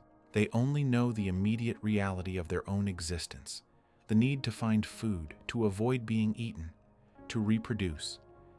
And yet, their collective actions, Their millions of small and unthinking decisions are what drive the great cycle of life and death that is the ocean. They are the unseen hands that shape the world, the quiet laborers who ensure that nothing is wasted. The story of the whale fall is a story of transformation, of one form of life giving way to another. It is a story of the breaking down of the large and the complex into the small and the simple, and the subsequent building up of new forms of complexity from those simple parts. It is a story of energy, of its capture, its storage, and its eventual release. The energy that was once contained in the vast body of the whale is now dispersed among 1,000 different creatures, each one holding a small piece of the original whole. This is the ultimate legacy of the Leviathan, not a monument of bone, but a living and breathing community. And as the centuries pass, the process continues. The bones become more porous, more fragile, more integrated with the surrounding sediment. The distinct shape of the whale begins to fade, becoming less recognizable as the structure is broken down and dispersed. The community that was once so vibrant and dense begins to thin out as the available resources are slowly depleted. The anemones find new places to anchor. The crabs move on to other scavenging grounds. The worms complete their life cycles, and their offspring drift away to find new homes. The site becomes quieter, less busy, but it is not empty. The remnants of the whale, now reduced to a scattering of mineral fragments and a rich patch of sediment, continue to influence the environment around them. The chemical signature of the whale can still be detected in the mud, a subtle marker that tells of the life that once thrived here. The structure of the sediment is different, more porous, more stable, a testament to the generations of organisms that have burrowed and churned within it. This patch of seafloor is forever changed, a permanent scar on the landscape that is also a badge of honor, a sign of the life that it has supported. The deep sea is a place of long memories, where events are recorded not in written words, but in the very substance of the earth. The story of the whale fall is one such memory, a memory that is slowly being erased by the patient and relentless forces of time. But even as the physical evidence fades, the legacy of the event continues. The nutrients that were released here have been carried far and wide, contributing to the growth of life in other parts of the ocean. The genetic material of the creatures that flourished here has been passed on to their descendants, who now live in other places. In this way, the whale fall is not a single event, but a ripple that spreads outward, touching everything in its path. The quiet that settles over the site is not an absence of life, but a different kind of presence. It is the quiet of a forest after the main body of the herd has passed, a time of regrowth and consolidation. The small things are still moving, but their movements are slower, more deliberate. The bacteria are still working, breaking down the last of the organic material. The sediment is still being churned, but at a more leisurely pace. The site is in a state of equilibrium, a mature ecosystem that has reached the end of its boom and bust cycle and settled into a long and stable decline. The shape is no longer a city, but a ghost town, a place that was once full of life and activity, but is now largely abandoned. The buildings, if they can be called that, are crumbling, the streets are empty, the lights are out. But even a ghost town has its stories to tell, its secrets to reveal to those who are patient enough to look. The bones that remain are like ancient ruins, a testament to a time when this place was at the center of a thriving world. The sediment is like the soil of a forgotten battlefield, rich with the remains of those who fought and died here. The story of the whale fall is a story of endings, but it is also a story of beginnings. The end of the whale was the beginning of the community. The end of the community is the beginning of a new phase of the sediment's life. There is no final ending, no point at which the story is complete. There is only a continuous process of change, a constant becoming. The deep sea is a place where nothing is permanent, where everything is in a state of flux. The only constant is the cycle itself, the endless and beautiful cycle of life, death, and rebirth. And so the floor in the dark remains changed, full of the memory of the small, slow life that once thrived there. The shape of the whale has become a part of the shape of the seafloor, its bones now indistinguishable from the rocks and the mud. The water continues to flow, the currents continue to shift, the marine snow continues to fall. The deep and the dark and the quiet continue, as they have for eons, and as they will for eons more. The process is endless, and it is beautiful, and it is a part of the great and unending cycle of the ocean. The cycle is the only story, and it is always being told.